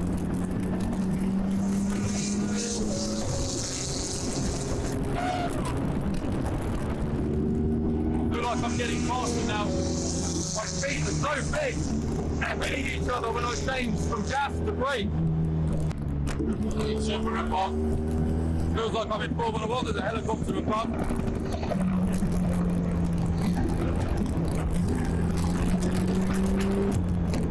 Whoa, amazing. All that power under your fingertips and your feet. Wow. Woo! Amazing. so low to the ground. The noise behind me, the heat. Best fun you can have with your clothes on. Just imagine doing that as like an IndyCar driver or F1 driver. Go much faster, obviously, but for 70 laps for hours on end. Oh man, that's so good. Yes. First of all, feedback. Well, looks like you did well. You started settling in like you belong there. Tell us about Summit Point. What an amazing site you've got here. 800 acres, 4 or 5 different tracks. We've got 4 tracks here, 3 motorsports tracks, 5 ring ranges. If you don't find anything to do here, you can't find anything to do. It's pretty incredible. Yeah. So we're here because of the Indy race through Washington, D.C. What do Americans think of that? Pretty exciting. I mean, we love racing, and to have racing in D.C. is pretty incredible. I can't tell you how many times a road racing map has been drawn on a napkin before, trying to get ready for it. Come on then, Greg. What are my chances? IndyCar in 5 years? Well, as long as you keep the phone ringer on, I think you're days away. As a driver of Formula Car single-seaters, what will they be thinking ahead of this race? It's tough. It's a new track. It's unproven. You're racing, at the home of America. There's going to be nerves, there's going to be pressure, but these are pros. I think they can handle it. It's going to be noisy, it's going to be a blast. The Indy fans know how to have fun, so you don't want to miss it. You want to be there. Boys in their cars, eh? He's had fun. And you don't want to miss it because this weekend, Ben Leo is going to be live at the race. Well, maybe another he'll be taking opportunity to have fun. He's having too much fun over there. He'll be taking part at this rate after that performance. Oh, well, indeed. 6'2", don't you know? Well, which is a bit big for a racing car driver, I think. He's supposed to be small, like a Cox. Yeah, they tend to be, 5 feet nothings. Oh, OK, he's not well suited there. Although Usain Bolt was much taller than a standard 100-metre sprinter. Well, there are always exceptions to the rule, Emily, even. Anyway, this is Good Afternoon Britain. What did you call me? Emily. Anyway, lots more coming up on today's show. Stick with...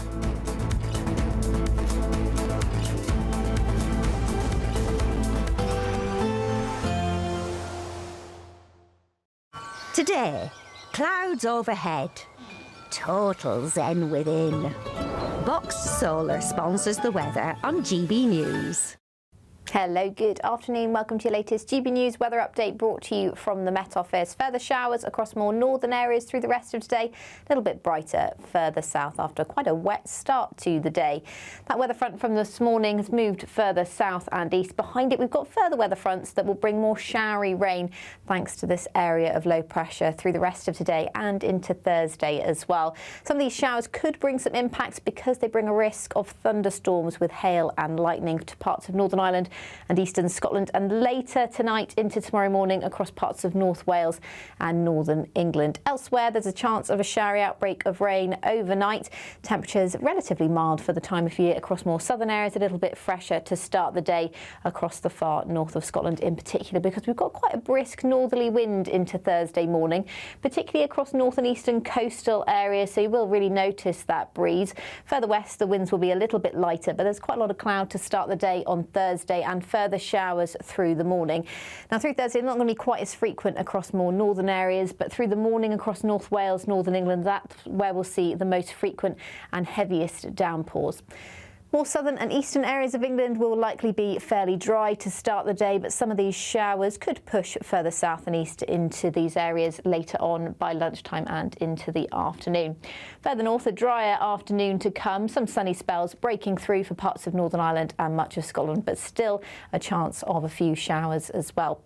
Widely a much cooler day on Thursday with more in the way of cloud around. Temperatures below average actually for more northern areas, quite close to average across the south. Showers will tend to ease into Thursday evening as we head towards Friday, as it will be a drier end to the week, and the weekend is looking relatively dry as well as high pressure builds in from the west once again. So more in the way of sunshine, less in the way of rain, but that might not last too long. Bye-bye. Today, clouds overhead. Total zen within. Box Solar sponsors the weather on GB News.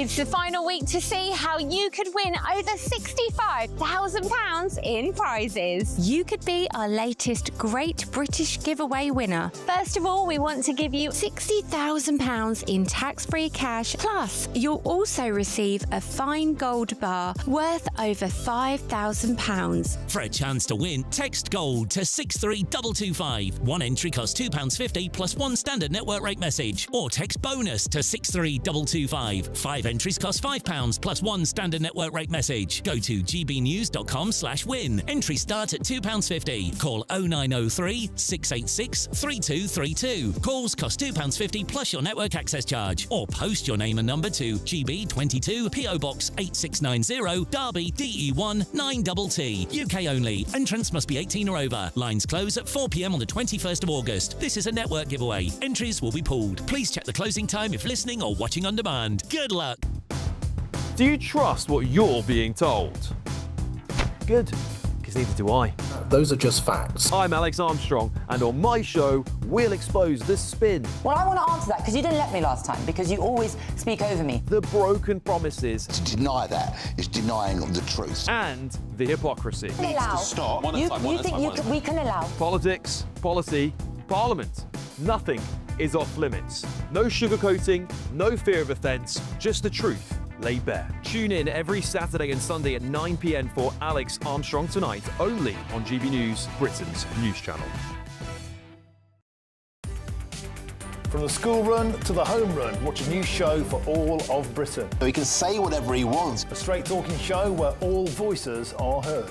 And, you know, when are we going to stop talking about smashing the gangs and actually do it? With the stories that matter from every part of our country. There's a bit of a crash landing there for your Chancellor. Bold, fearless and standing up for you. That's me, Martin Daubney, 3 p.m. till 6 p.m, weekdays, here only on GB News. The People's Channel, Britain's news channel. Join me, Nana Akua, for an informative, interactive news programme with a difference. It's fun. No, he didn't say that, though. I'm so surprised. I think there's an element of truth to that. Join me from 3 p.m. every weekend, only on GB News, Britain's news channel. Britain is not just a geographical expression. We are a people bound together by history and culture that are distinctively British. Join me to celebrate our music, theatre, artworks and literature, which we can explore and enjoy together. Everybody's welcome. Sunday with Michael Portillo. Every Sunday at 11 a.m. on GB News, the People's Channel, Britain's news channel.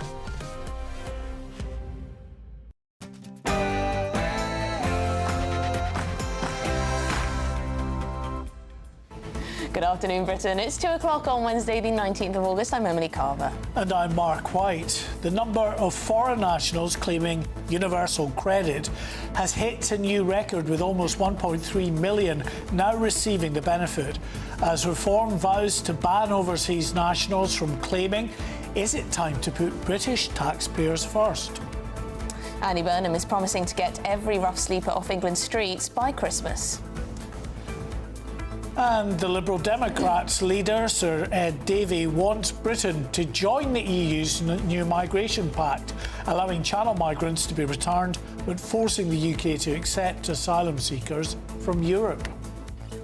And Disney is suing Donald Trump's media regulator, accusing it of an unlawful attempt to suppress free speech amid pressure to sack Jimmy Kimmel over a joke about Melania Trump. We'll speak to Tom. Recorded ADHD diagnoses may have more than doubled in less than a decade, and among females they've more than quadrupled. So are we finally recognising a genuine condition, or is ADHD now being overdiagnosed?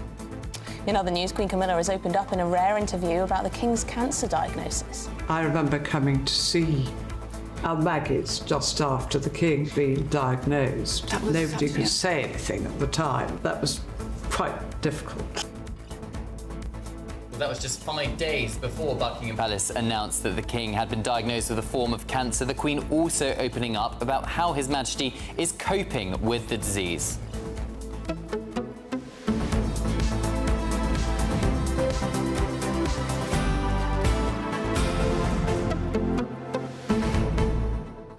Did you know, Mark, that as of April this year, over 100,000 people in England and Wales were receiving PIP, with ADHD recorded as their main disabling condition? OK, how is it a disabling condition, though? Well, I don't know. I haven't got ADHD, so we'll have to ask our guest on that matter. But it wouldn't be traditionally seen as a disability. No, I mean, effectively a hyperactivity. Well, yes, in some respects. And but in having an attention deficit. But it's nearly doubled in about 3 years, the number of people with ADHD as their main disability for PIP. I mean, surely, that's got to be a bit of a racket. Well, you would think so, yeah, especially as I think that number has doubled, isn't it? The PIP claimants for ADHD has doubled over the last year or two. Yeah, and I think also in schools, you know, more and more children are coming to school with a diagnosis, often a private diagnosis of ADHD, and I believe that opens the door to things like more time in your exams. Oh, really? You know? Yeah. It's quite a good way. Okay. Perhaps you can get a laptop in your exam instead of having to write on paper or something like that. So who's leading this racket then? Is it therapists that, you know, stand to sort of gain out of diagnosis of and treatment of such ailments? Well, we'll find out. GBNews.com/your say. Do you believe that suddenly more than double the amount of people are now disabled in terms of ADHD than they were 3 years ago? Find it hard to believe. Yeah. Anyway, here's the headlines with Tatiana.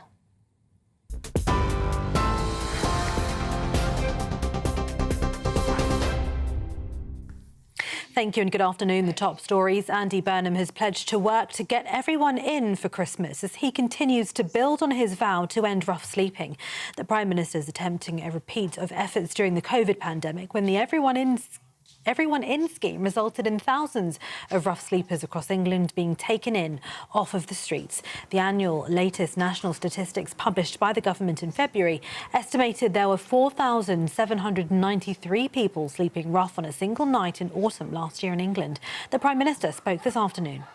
I feel very passionately about this. I spoke in Downing Street when I came into office about putting a care for people at the heart of everything that we do, and that can't be done and if you've got people who've just got nowhere to go and are left sleeping in the streets. In this country, I don't think, in this day and age, anybody should be forced to sleep rough. And actually, when you do leave people sleeping rough, it can often cost more to the state because people can be in and out of A&E and in and out of hospital beds and sometimes in contact with the police. It's just the right thing to do. In other news, Claire Coutinho says the government should prioritise cheap power over renewable energy. The Conservatives have claimed households could save about £540 a year after 2030 if net zero regulations are scrapped. The Shadow Energy Secretary spoke today. Prove to me that renewables are cheap. Like all of you, I'd heard people saying that for years. But to my astonishment, they could not prove it. Our entire energy policy was based on this promise that all this wind and solar was going to cut bills. And yet, when I combed through the spreadsheets put in front of me, I realised that they didn't have the evidence there to back it up. The truth is that too much wind and solar creates all of these extra hidden costs. It's like a Ryanair flight.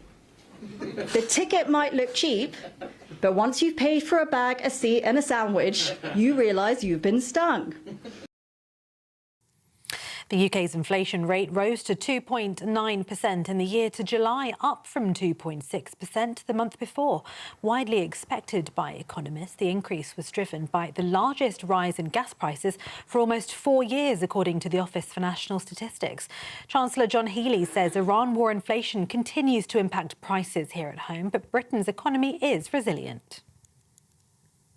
In other news, a manhunt is underway after 2 people were found stabbed to death in Glasgow on Sunday. 50-year-old Paul Lafferty and 54-year-old Gary Beaton were found with serious injuries within a property in Chancellor Street in Patrick, near Kelvinhall Underground Station. Both men were pronounced dead at the scene. Now, an initial report has found there was a track irregularity on the approach to the site of a train derailment near Lewes last week. The Rail Accident Investigation Branch said a rail track deficit existed in the area where it derailed, injuring 30 people. Around 150 people were on the Southern Railway service from London Victoria to Eastbourne on the 13th of August when 3 carriages left the tracks and fell on their side. 2 passengers suffered serious but non-life-threatening injuries and remain in hospital. 18 others who were hurt have since been discharged. And Nick Kyrgios has been banned from tennis after testing positive for cocaine. The 31-year-old Australian provided a sample during an ATP event in Mallorca in June this year. And in July, a World Anti-Doping Agency accredited laboratory confirmed the presence of a metabolite of cocaine. In a statement posted on social media, he said, "I'm sorry to my fans, my family, my sponsors and everyone close to me. Above all, I'm sorry to the kids who follow me. I know the example this sets and I'm deeply disappointed in myself." Those are the latest GB News headlines for now. Taking the ups and downs in our stride. Stilts Home Lifts sponsors the GB News Finance Report.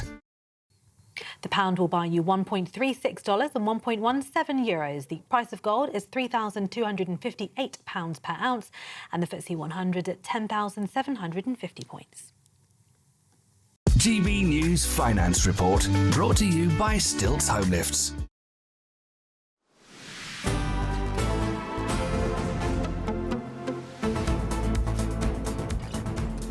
Well, welcome back. Now, Andy Burnham has announced a drive to get thousands of rough sleepers off the streets by Christmas. Yes, he's attempting a repeat of efforts during the pandemic when the Everyone In scheme resulted in thousands of rough sleepers across England being taken in off the streets. Well, shall we speak to Risha Lancaster, who is a co-founder of Coffee for Craig, which is a charity organisation that helps people who are homeless. And you're also based in Manchester, aren't you, Risha, which probably gives you quite a good insight into how Andy Burnham did when he was the mayor.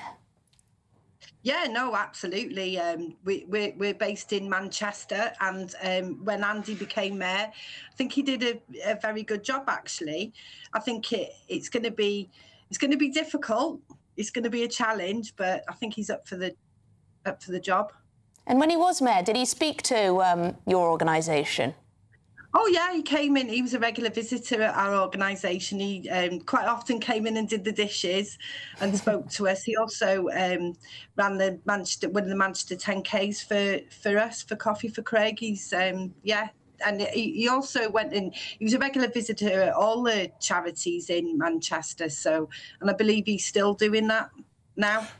Well, Risha, give us an insight, if you could, into the level of the challenge, though. We're talking, well, less than $500 million initially to try to get help to rough sleepers. But we know it's not just about taking them off the streets.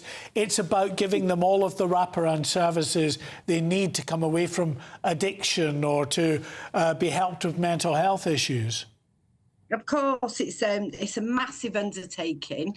There are a lot of difficulties to sort of come with that. But I think Andy's starting in the right place. He's starting to look at the NHS. He's starting to look at housing. I think it's a step in the right direction, and at least somebody is willing to take it on. And I think we need to really look. But he's also giving each council the means to do it and the means to look at it and the responsibility to do it themselves, which I think is a really good thing as well. So do you expect that the council presumably would be given a chunk of money to help support the efforts? Will that money then filter down to organisations like your own? Yeah, it usually does. Absolutely. I think what tends to happen is that the council will get funding and then they will distribute it how they see fit and how it's needed, actually. And Manchester Council, we have the homelessness partnership in Manchester, so there is a lot of consolidation and talking to experts and people who know what it is that we need. So, and I expect the other, I can't speak for the other councils, but I expect the other councils will do the same thing. Yeah, I mean, there has been some criticism of Andy Burnham's record in Manchester because there was a big drop But then, unfortunately, the numbers climbed back up. Why do you suspect that was? I think he said so himself. There's only so much that he could do within Manchester and within the north without having power over the whole of the country. And because we were doing so well, a lot of people migrated to Manchester and came from other areas thinking that they could get housed. So that happened a lot, and we had a constant battle of trying to sort of house people, but also we had Brexit, we had the cost of living, we had COVID. There was a lot of things sort of going on countrywide as well, which contributed to so many people becoming homeless.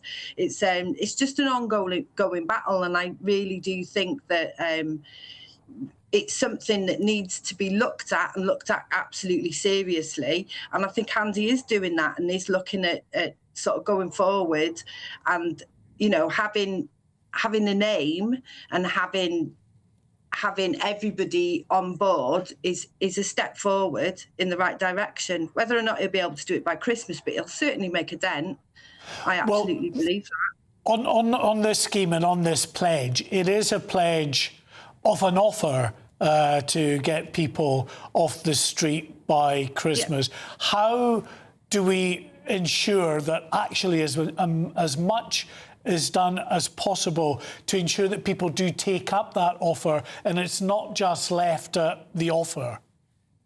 I think we have to make sure that it's a good offer, that the places that people are offered are bespoke and what they actually need. And I think as well, we need to make sure that we involve all of the charities and the people who were working on the ground and working with the people who were sleeping on the streets. So we work during the evenings. There's other charities, Booth Centre Barnabas, who work during the day.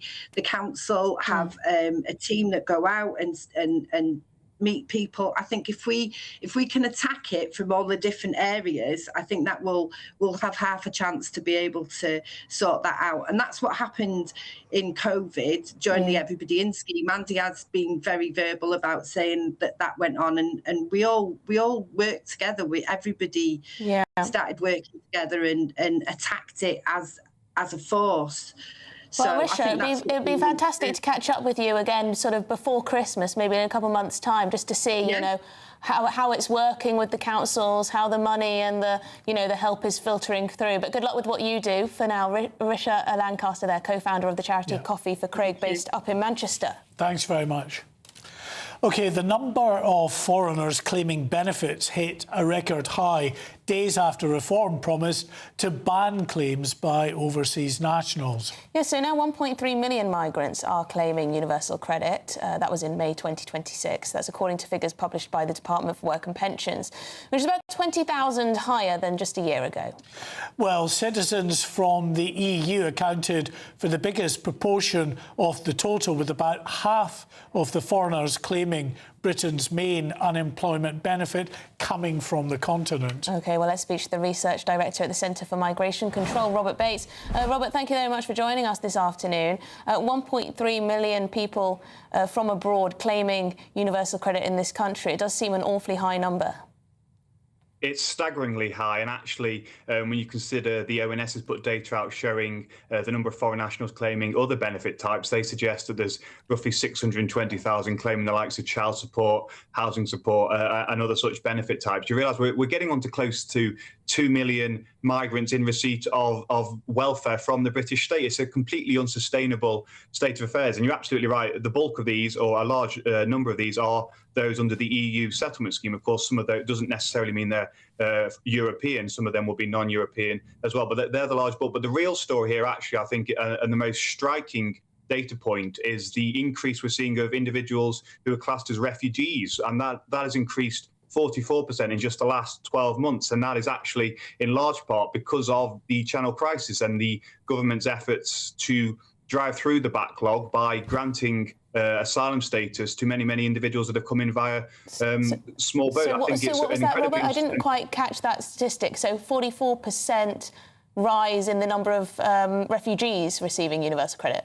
Yes, from 90,000 to about 130,000, and that is a huge jump. But actually, also, if you take a bigger view, you can see that the number of out-of-work migrants claiming universal credit, so those that aren't even doing part-time work or so forth, has jumped by 250,000 between April 2022 and April 2026. So that's roughly 170 migrants a day signing on every day for 4 years. It's a completely unsustainable state of affairs. And sorry to keep banging on about the Boris wave, but this is, of course, before the Boris wave, that wave of low-wage, low-skilled migrants begin to access indefinite leave to remain and therefore have the doors thrown open of the welfare state to them as well.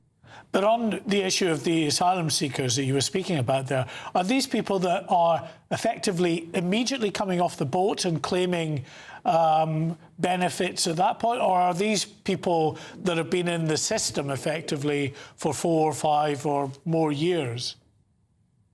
So these are individuals who will have come in on a small boat, claimed asylum, been granted asylum. That often does take up to a year or longer in some instances, and all the while they're of course being supported by the state, and that is in large part why the £5 billion bill of the asylum system is exploding, because there are so many doing that. But then once they're granted refugee status, they are entitled to claim universal credit, and we do see many individuals not just claiming universal credit as soon as they're given that status, but applying for social housing and other types of support as well. And this is really one of the pull factors that doesn't seem to be being talked about when it comes to the Channel crisis. We saw a sort of senior French politician coming out and saying, actually, Britain really isn't helping itself when it comes to the pull factors here, because it just makes life so easy for those migrants to want to chance their arm and cross the Channel. I mean, the left-wing commentators sort of like to use a sort of example of perhaps a Frenchman who's been over here for 10 years, has settled status, has a young family and has fallen on hard times and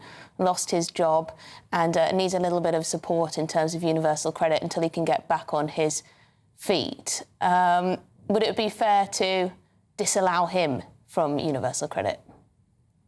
Yes, I think the British welfare state should exist for the betterment of the British people, British citizens, and I don't think actually that argument really holds sway or really cuts through with a population and a public that are increasingly seeing their quality of life deteriorating across the board, because of course these individuals are not even citizens of this country. They have another government that, if need be, can support them if they do fall on hard times. And I think the withdrawal agreement and the way it was negotiated by the last Conservative government was so cack-handed. The EU settlement scheme really extended these rights to claim universal credit, welfare, and other such rights to bring over family members as well to a far larger number than they actually initially anticipated. And we've got, north of 5 million individuals now who are in the EU settlement scheme. When it comes to indefinite leave to remain, which is the main route through which non-Europeans are accessing the welfare state, they are claiming it at a disproportionate rate to British citizens. It's about 30% of people that hold that indefinite leave to remain status are claiming universal credit, compared to about 18% of Brits. So again, there's a huge problem there. And to stress it once more, this is before we have seen the real damage that will be inflicted by the Boris wave, which is unlike any other wave of migration we have seen before. Yeah, when they get indefinite leave to remain, then the benefit system is very much open. We were just discussing, though, just very quickly, would Brits who move to another country in continental Europe or elsewhere also be able to, receive benefits from that country if they were to fall on hard times or if they were in a low-paid job? They will be, yes, but I don't think actually the proportion of EU nationals that we're having to deal with is probably in any way commensurate with the scale of the problem that other countries on the continent are dealing with. And I think it's essential we get back and renegotiate the withdrawal agreement and get this properly fleshed out, because the British taxpayer are being absolutely ripped off. All right. OK, Rob Bates, thanks very much indeed. Really appreciate that. I think that was really interesting what Rob said about that 44% increase in asylum seekers now claiming benefits as well, because we're constantly told by the government, well, if you're an asylum seeker, you can't claim benefits. You're given certain benefits in terms of your accommodation and 2 meals, 3 meals a day or whatever NHS it treatment. is. NHS and all of the above. So you're not then entitled to benefits. But the fact is, as Rob was pointing out, as soon as you clear that hurdle of being granted asylum, then you can start claiming benefits. And it clearly seems that a significant proportion now are. And we've got even more that are waiting to clear that hurdle at the moment, who could potentially be a further drain on the benefit system. I mean, besides the social and cultural issues, how on earth are we supposed to pay for all of this? Where are all these working people paying huge amounts of taxes to pay for all of this? Yeah. Anyway, time for the Great British Giveaway now. You have just 2 days to grab your chance to win £60,000 in cash and a gold bar. Here's Hayley Sparks. Welcome to Orla Santi by Domes Resorts. There's just 2 days left to see how you could win big in our golden summer celebration. And you could be enjoying a golden year with an incredible £60,000 to be won. That's tax-free cash that you'll get to spend on anything you like. What would you do with it? You could relax knowing that we've got those day-to-day financial pressures sorted. Or find yourself celebrating in the lap of five-star luxury, somewhere like here, the Spritzeria. Plus, we'll give you a fine gold bullion bar worth over £5,000 that you can keep or gift to a loved one. Make sure you don't miss out as lines close on Friday. For a chance to win £60,000 in tax-free cash and a real gold bar, text GOLD to 63225. One entry costs £2.50 plus one standard network rate message. Or text BONUS to 63225. 5 entries cost £5 plus one standard network rate message. Go to gbnews.com/win. Entries start at £2.50. Call 0903 686 3232. Calls cost £2.50 plus your network access charge. Or post your name and number to GB22 PO Box 8690 Derby DE1 9TT. UK only. Entrance must be 18 or over. Lines close at 4 p.m. on the 21st of August. This is a network giveaway. Entries will be pooled. Please check the closing time if listening or watching on demand. Good luck. Well, good luck. This is Good Afternoon Britain on GB News. Lots more coming up. Yes, recorded ADHD diagnoses have more than doubled in less than a decade.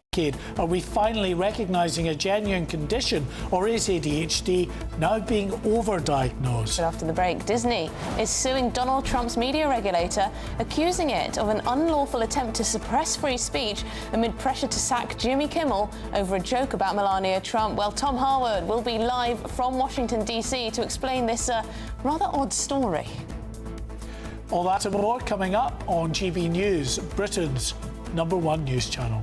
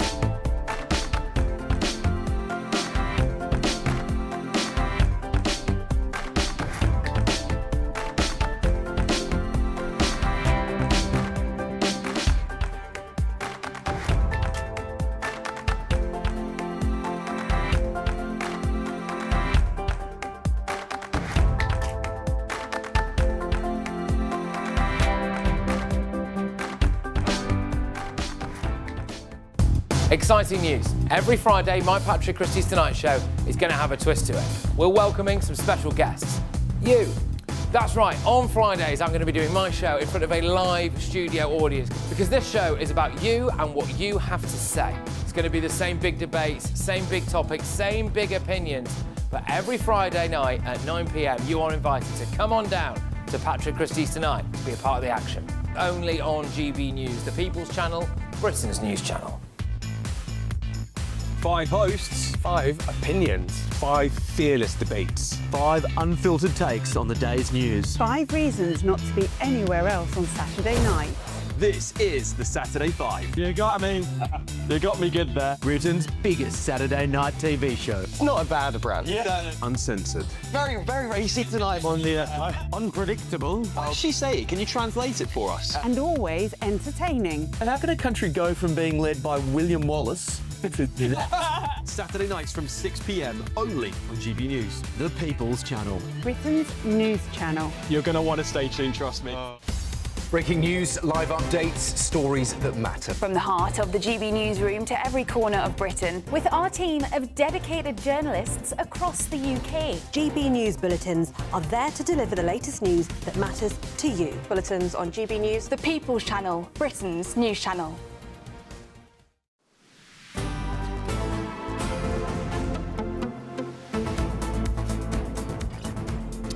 Well, welcome back. Donald Trump's media regulator is being sued by Disney. Yes, Disney and ABC are taking legal action against the Federal Communications Commission in an attempt to block an early review of licences for 8 ABC stations. Is that like their version of Ofcom?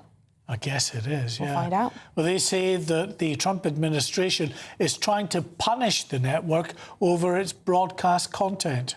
OK, well, we're joined by our GB News colleague and a man who's usually sat in that spot, our Deputy Political Editor, Tom Harwood from Washington, D.C. So, Tom, what is this all about? This is about a crass joke from Jimmy Kimmel.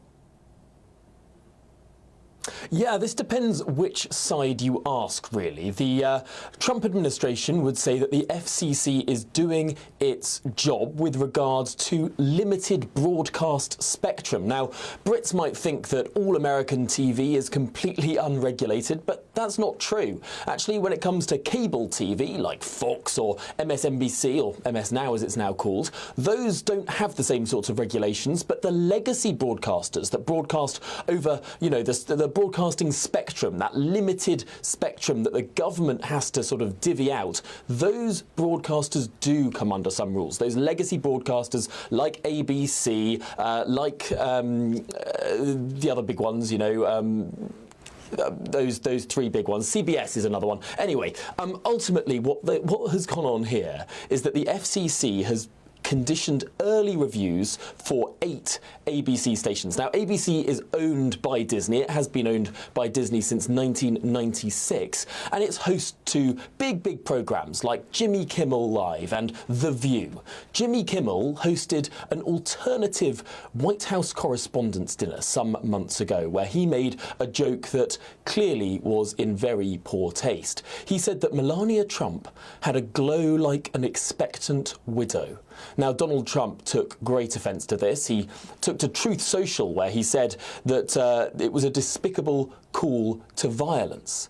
That is a significant intervention from the president. And in parallel, there's another programme called The View. It seemed to be very left-wing, and it's been exempt from certain rules over equal opportunity time for political candidates, because it's not seen as a serious news programme.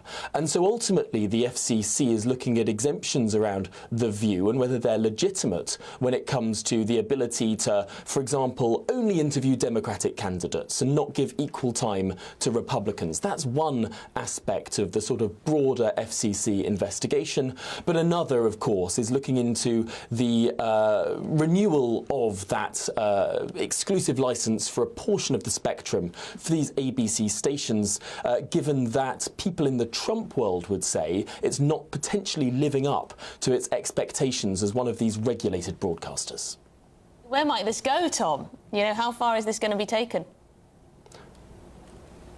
Well, of course, the administration is no stranger to legal action. It seems like on just about every single front, the Trump administration is fighting through the courts, whether that comes to tariffs, where the president saw a defeat and is trying to find other ways to do things, whether that was having Donald Trump's name attached to the Kennedy Center in D.C. That was struck down by a court as well. And clearly, big legal wranglings over this licence renewal agenda for ABC. The president is also in personal legal action against the BBC. It seems that this is a presidency that is not afraid of litigation, and it must be said, in some of these elements of litigation, the president has won, but in others, the administration has been forced back. And what's been really interesting as this presidential term has gone on is that actually some of the judges that Trump himself appointed have been finding against Donald Trump in certain elements. Now, it's unclear what this particular legal action that has only just been launched by Disney against the administration may well find. There will be lots of people who say the president has a case, that it does seem strange that some of these almost public service obligations that are placed on the broadcasters that use the traditional broadcast spectrum rather than cable, well, it does seem that there are some weird exemptions for certain ABC shows, and could those be reviewed? Well, that will be found out in the fullness of time, but this is certainly a big battle that is now raging between the creators of Mickey Mouse and the White House. I have to say, I mean, I am shocked to hear you say that there is any kind of regulation for these American networks, given just how anti-Trump the vast majority are. It doesn't seem that they've been subject to any kind of regulation, whether that umbrella regulatory body is kind of overseeing them or not. But anyway, what anything exciting in your show tonight? We noticed the ratings are going up since you moved there. It is first thing in the morning. I can say that the president will be hosting a round table in the White House a little bit later today with some of these big tech leaders. Could we be in for a bit of an announcement about something in the tech world? I'm not sure. We'll find out a little bit later today and perhaps try and dissect that a little bit later this evening. But yes, still searching around for those stories and seeing what is going to be the most punchy, impactful and indeed relevant for the show later on today. And Tom, what's it like there in general? I've never been to Washington. Oh, honestly, Emily, Washington is a beautiful city in so many different ways. Obviously, there's the history, there's the politics that any politics nerd will adore, but there's also this amazing institution called the Smithsonian, just the incredible museums right down the Mall leading up to Congress. But ultimately, there is just this strange sense of power in this city. Tom, I was thinking more about the nightlife, you know? Have you tried out any of the bars, restaurants, you know? I was thinking more nightlife.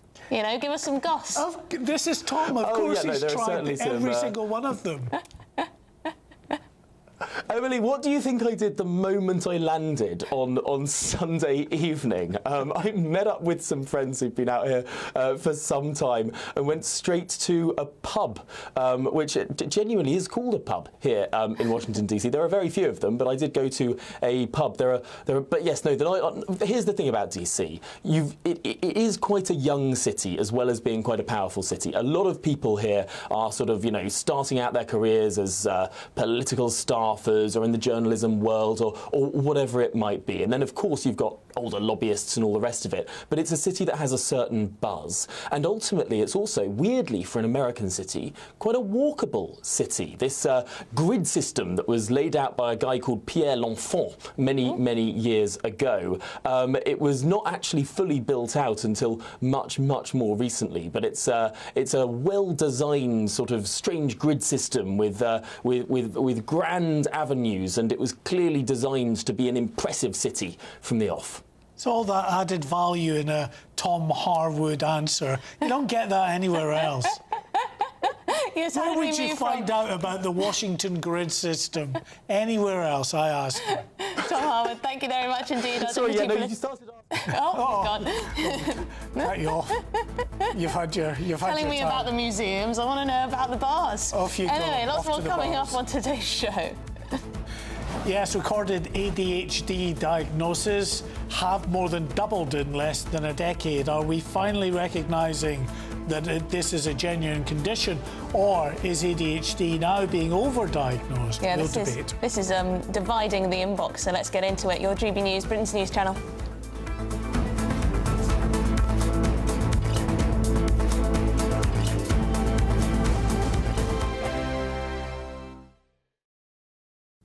Good morning. Welcome to your latest GB News weather update brought to you from the Met Office. We broke the 62-day dry streak overnight in parts of Surrey, and there's more rain to come through today in the form of showers, though, so not as reliable, and there is a risk of hail and thunder in the showers as well. We've got low pressure in charge where we see these weather fronts. That's where we'll see the focus of the showers throughout this afternoon across parts of Northern Ireland and then into parts of eastern Scotland. That's where we could actually see some impacts from the rainfall. Elsewhere, the rain will be most welcome, I'm sure. Further south, after a pretty wet start to the day, it will dry up this afternoon and brighten up too. Some sunshine around, and temperatures still a little bit above average, climbing towards the mid-20s. But elsewhere, it's going to be feeling much cooler. Showers will continue this evening, particularly across more northern areas. Quite heavy downpours. We could see 20 millimetres of rain falling in just an hour or two in some areas of Northern Ireland as well as Scotland. There's a risk of hail and lightning in there as well, so do take care if you are out and about. Further south, there's still a few showers around, but quite a lot of dry weather too. Temperatures in the high teens, low 20s to end today, and it should be a relatively mild night tonight. Then a little bit fresher across the far north, where we've got a northerly breeze picking up throughout this evening. This area of low pressure shifts further south, so the focus of the rain moves into parts of Wales and northern England overnight, so some heavy downpours are likely here. Again, a risk of thunderstorms too. Relatively dry further south, but the odd shower pushing through, and as I said, a relatively mild start to the day. Another showery day on the cards on Thursday, particularly across parts of northern England and Wales through the morning. It will be a little bit drier across more northern areas than today. Parts of Northern Ireland and Scotland still seeing some drier interludes, but also a few showers here and there, and it will feel much cooler. Temperatures will actually be below average for the time of year. Bye-bye. Thank you, Britain, for the thousands of you who are becoming friends of GB News each and every week.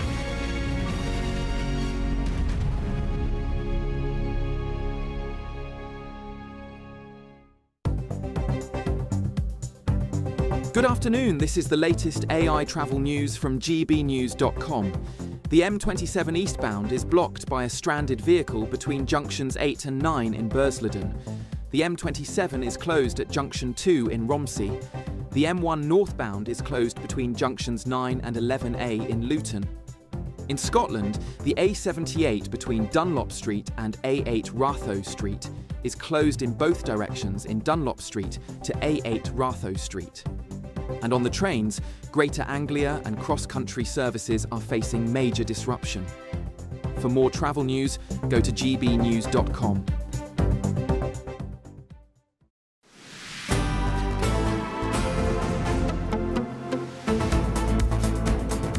All right, welcome back. It's 2:39, and the founder of the UK Adult ADHD Network has warned that some people now regard ADHD as an identity rather than a disorder.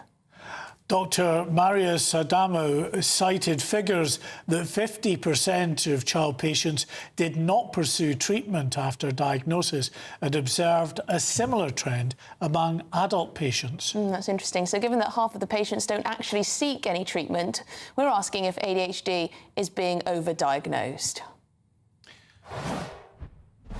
Well, we're joined now by psychiatrist and academic Joanna Moncrief and Maddie Alexander-Grout, who is a disability advocate and ADHD coach. OK, well, let's start with Joanna. Joanna, great to have you on. It seems there's been an astonishing rise in diagnoses of ADHD. Do you think that it's true that it's being overdiagnosed and sort of worn as a badge by some almost?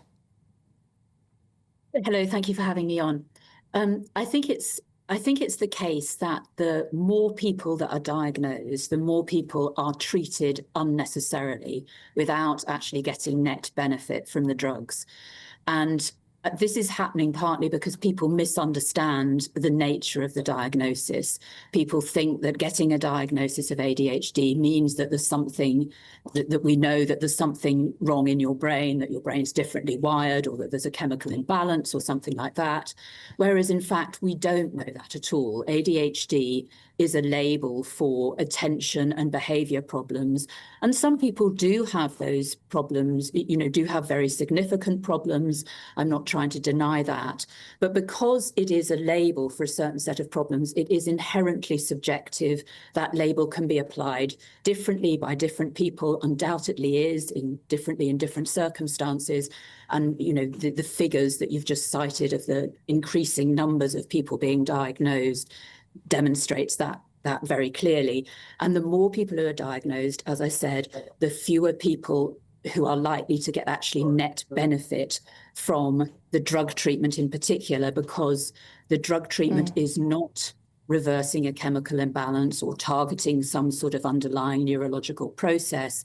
We are using psychoactive drugs, stimulants, and they're not good for you. They do have some beneficial effects. They do enable people to narrow their focus and pay attention for longer periods of time to things that otherwise they might find boring or dull or just become distractible. But we know that there are downsides to these drugs. They cause people to feel emotionally numb, to withdraw from social interaction, and then they have physically harmful effects on the heart and the nervous system and things like that. I mean, Maddie, what would you say to that? You're a disability advocate and an ADHD coach. I mean, it's astonishing the rise in people claiming benefits from ADHD. Over 100,000 now receiving PIP with ADHD recorded as their main disabling condition. That's almost double from what it was 3 years ago. I mean, are people trying to secure a diagnosis in order to then receive welfare? I don't think so, and I don't think that it's a label either. It's something which a lot of people are looking for answers because they've spent their lives feeling broken or misunderstood or not fitting into the working world, not getting on in school or the education system. Getting an ADHD diagnosis is actually something that is incredibly validating for so many people. It's very hard to get ADHD PIP. It's not something that is often given for just ADHD on its own. It's often given for multiple coexisting conditions. I work in the ADHD space. I see people day in, day out who have got ADHD, and the amount of coexisting things that do come along with it are very disabling for people. So I don't think people are getting an ADHD diagnosis just to get PIP. I think people are getting an ADHD diagnosis to understand what is going on with their brain and why they've struggled for so long. Yeah, the number has doubled though, Maddie, hasn't it? The number who are claiming PIP. Yes, it has. The thing with PIP is when you put down a condition, the main condition that is shown on your form is based on alphabetical order. So, of course, ADHD being at the beginning of the alphabet, it might be that they've got 7 other conditions and ADHD might be one of them, and it still shows up as ADHD being the main thing, because that's just how the systems log it. And I've had proof because I've had many conversations with DWP Really? about So this. is that if you're just naming mental health conditions? Presumably ADHD wouldn't come top if you had a physical impairment. It would come top if it was something that you struggled with that was on your PIP form, and you are encouraged to put everything that you struggle with down on your PIP form. So it would be there. And the reason why ADHD diagnosis have doubled, but let me just also say that it is incredibly difficult to get an ADHD diagnosis. There are people who have been waiting up to 8 years. The lists are really long. It's wildly underdiagnosed rather than being overdiagnosed. And that's not just an opinion, that is a statistical figure. I find that hard to believe. I find that hard to believe because a lot of people are going private, aren't they, Joanna, to get one of these diagnoses? And as we were just saying, half of those aren't even bothering to get treatment afterwards. So there must be some, benefit in just getting the diagnoses. I think a lot of people want the diagnosis, and as Maddie was saying, many people find it validating. But I would say that it is also limiting, and in some ways gives people an overly pessimistic outlook on their future. ADHD used to be understood as a condition of children that they would grow out of, that almost everyone would grow out of. And now it's seen as a lifelong limiting condition. And of course, if you are told that this is what you have, you will think, oh, well, I'm not going to be able to do that then. I'm not going to be able to do that. And then it becomes a self-fulfilling prophecy. I think that's a very limited view, though, because, I know so many people, having worked in this space for a long time. I've written a book about it. I know that people are actually really keen to understand how their brains work so that they can find coping strategies. And this is also another reason why sometimes when people are diagnosed, they don't go straight down the medication route. Medication is not for everybody. It's suitable for some people. It works for a lot of people, and it is something that people do rely on. Personally, I am on ADHD medication, and it has been absolutely game-changing for me. I run a small business and I work, and I think without ADHD medication, it would be difficult for me to work in some circumstances. But it is not for everybody. Some people just find ways to cope because there's lots of information readily out there. People are speaking about it more, especially on social media. OK, well, Joanna Moncrief and Maddie Alexander-Grout, thank you very much indeed. Thank you. I think it depends on the individual, but there certainly appears to be a rush to put a label on your own behaviour. I don't know if there's an element of narcissism in it. Well, I need to understand absolutely. You certainly hear a lot more about this condition than you ever did a year or two. You used to think it was just for naughty toddlers, right? Yeah. Anyway, this is Good Afternoon Britain on GB News. Lots more coming up. Queen Camilla has opened up in a rare interview about the King's cancer diagnosis. Yes, she has. But if you're in search for some holiday sun, here's the forecast. I forecast a perfect holiday in the sun. Weather looking good then? For sure, and no worries about our travel insurance. All Clear Travel Insurance sponsors GB News Travel Destinations forecast. It's not just the UK where we've seen a change in the weather this week, certainly much cooler across northern and central Europe, with some very lively thunderstorms in places. Now, there are some thunderstorms around on Thursday for eastern parts of Spain into the south of Iberia, for example. But the liveliest downpours and thunderstorms most likely northern Italy into the Alps, and especially around the Italian lakes, where there could be some very significant rain right there through this week and into the weekend. All Clear Travel Insurance sponsors GB News Travel Destinations forecast. Good afternoon, Britain. Weekdays from midday. Joining us now is Head of Advocacy at Big Brother Watch, Jack Colson. Jack, interested to know your view on this. Why shouldn't I be able to wear my Meta glasses around? Well, certainly there are times and places where Meta glasses might be of use, particularly for those with visual impairments. The technology really could be a breakthrough, but we see these as the tip of an iceberg. Meta's glasses have already been potentially linked to facial recognition technology, which really would be a stalker's charter. And we are operating in an environment where perpetrators of harassment feel safe to use this technology when really it's the public who ought to feel safe. So the government ultimately are going to have to explore restrictions on this kind of technology, and we're seeing civil society push back. GB News, the People's Channel. GB News Breakfast, every day from 6 a.m.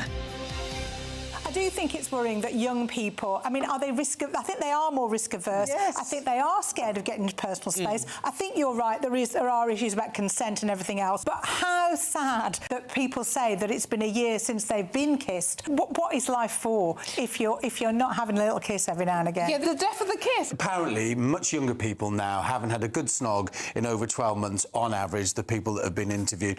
But I would hazard a guess that that's because people are frightened. Men don't know when they can approach women anymore. Men can think 1 or 2 steps ahead on the same board, whereas a woman will think about 18 steps. So I think you're overthinking it. If a man takes you to Paris for the weekend, a woman will come back disappointed that they haven't proposed them, whereas a man thinks they've done a really great thing. Why do men always think you're going to be proposed to in Paris? That you expect that? We don't expect men are not that. emotionally Just take us to Paris. The People's Channel. Good afternoon, Britain. Weekdays from midday. I'm thrilled to say now I'm joined by another World War II veteran. In my judgment, the Mosquito was a better aircraft because it's got 2 Spitfire engines. And you flew it all over Europe. You told me that you had a particularly memorable flight near Berlin. What happened there? A shell came up underneath, it lifted up the aircraft and it interfered for a brief period with the fuel supply. I didn't know. All I knew was I'd got the propellers were windmilling around and we hadn't any power. And eventually the power came on again. And I leaned across to Doug, my navigator. He was a Canadian, a wonderful bloke. And I said to him, you weren't frightened, were you, Doug?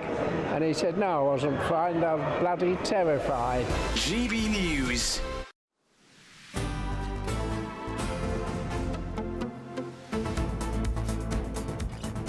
Well, 2:51 is the time. You're with Emily and Mark. Now, the Queen has spoken for the first time about the emotional strain of keeping the King's cancer diagnosis secret from the public before it was announced to the world.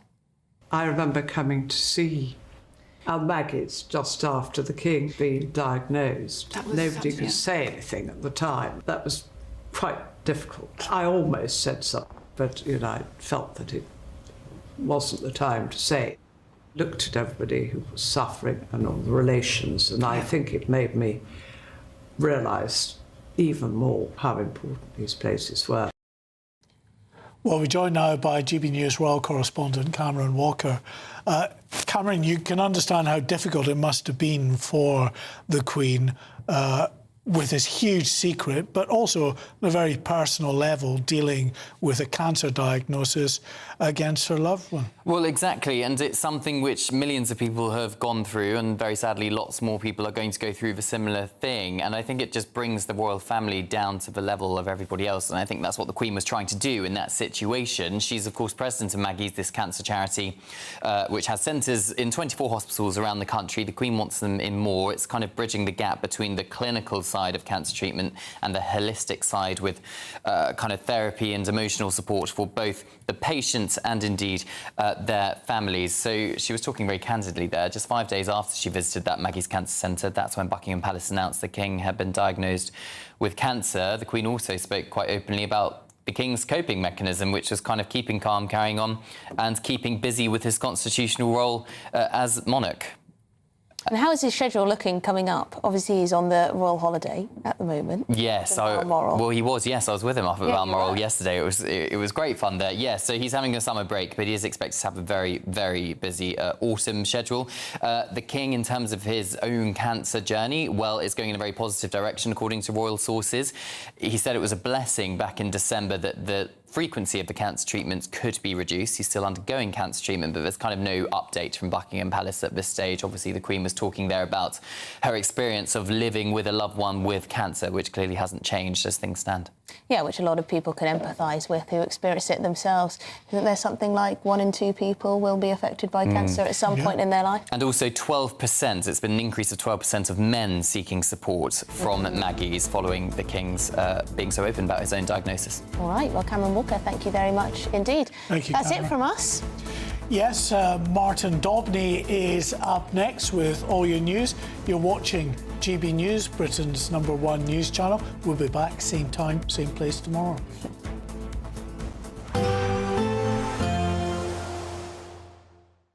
Expect warm spells with the odd rude interruption. Box Boilers sponsors the weather on GB News.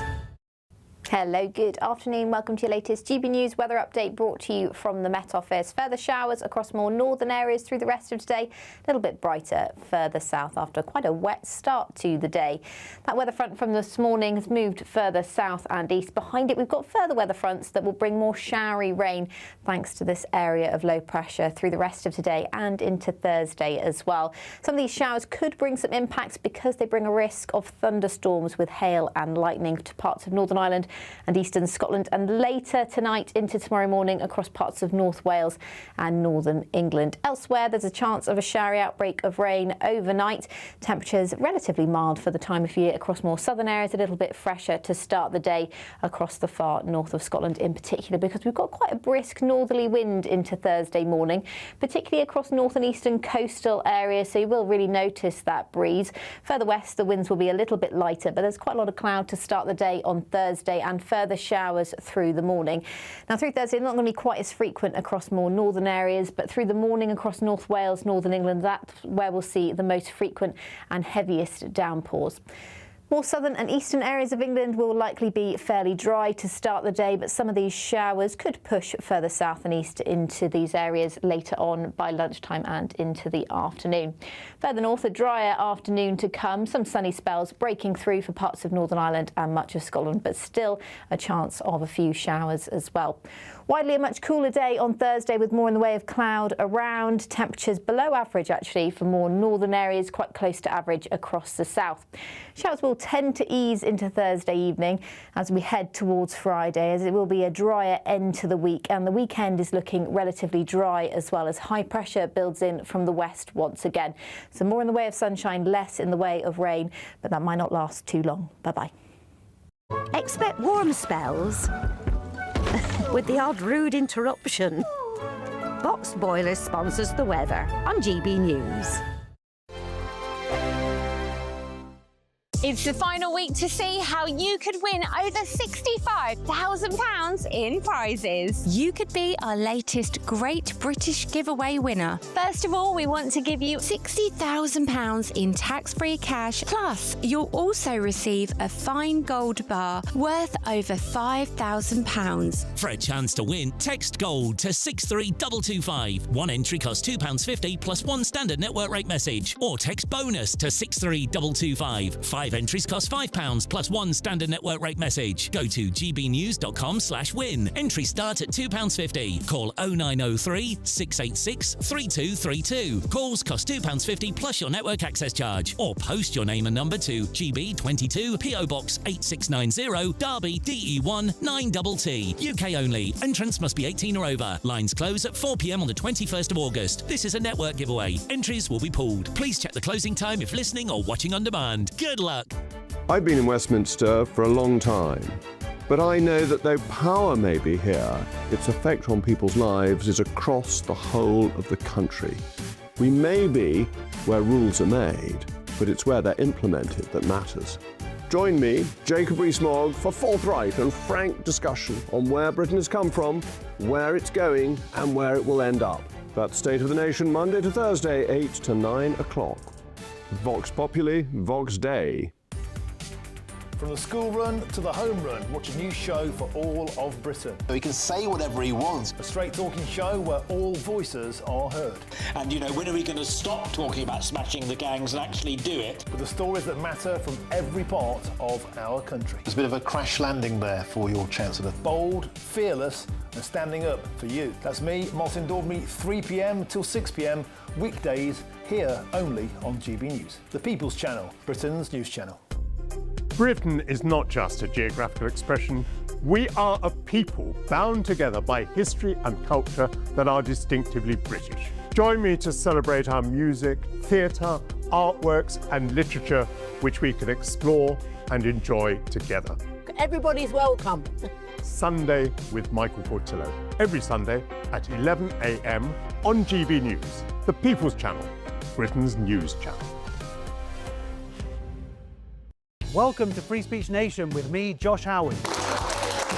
This is the show where each week we see what's happening in the world of culture, current affairs and politics. First we'll say, welcome to the UK. Oh, thank you. And we're not afraid to use our free speech so that you can use yours. It's not controversial in the slightest to anyone who hasn't lost their mind. Free Speech Nation, Sunday nights at 7 p.m. Only on GB News, the People's Channel, Britain's news channel.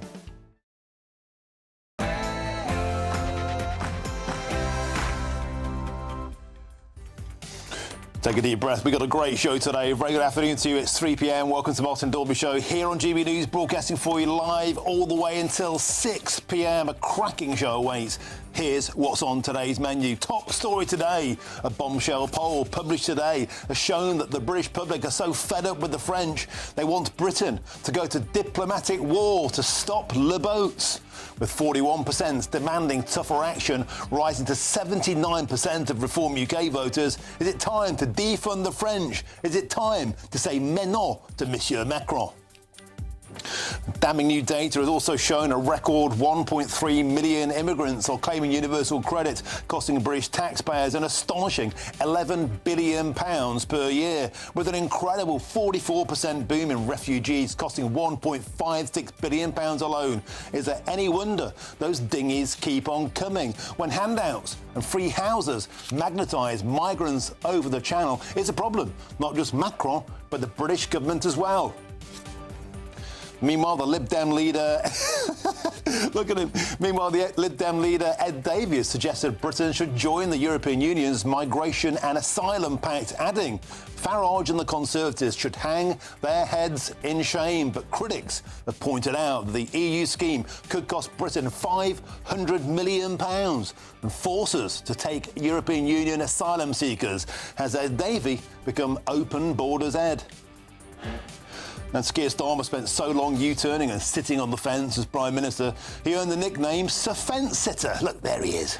But here's Andy Burnham following in Sir Keir Starmer's flip-flop footsteps with policy U-turns on HMOs, on North Sea oil and the release of PC Andrew Harper's killers. Might Andy Burnham surpass even the fence-sitting of Sir Keir?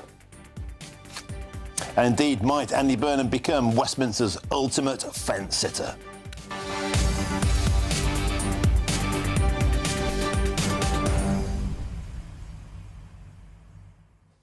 And that, my friends, is a cracking show. Nigel Nelson is here for 3 hours of debate, arguing, call it what you like. It is Wednesday. This incredible poll today. The British public are sick to the back teeth of the French, of the gendarmes smoking ciggies and watching all the illegals just trot into the dinghies and compiling over to Hotel Britannia. And the British public want action. 41% of all voters, 79% of Reform UK, 3/4 of all Conservatives. But listen to this, only 24% of Labour voters want a crackdown. This is today's central problem.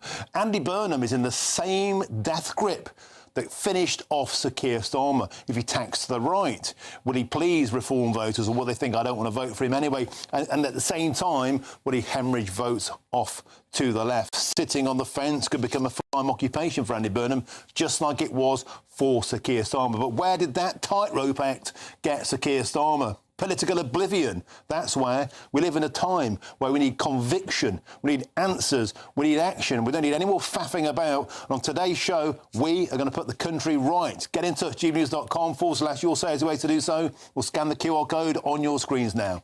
Now it's time for your headlines, and here's Sam Francis.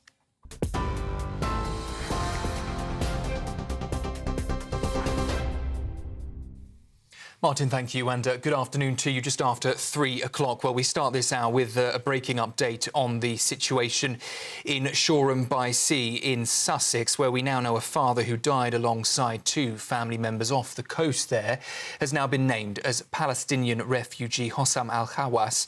The Palestinian embassy confirming earlier today that he was from the Rashideh camp in Lebanon, but has not yet confirmed the names of any other family members involved. Police say 4 people were pulled from the water near Shoreham-by-Sea after a major emergency response involving paramedics, Coast Guard crews and a lifeboat.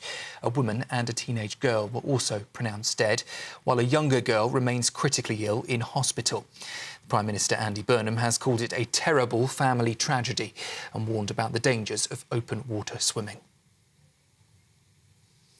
In other news, Andy Burnham says he wants to get everyone in for Christmas, promising every rough sleeper the offer of a bed before the end of the year.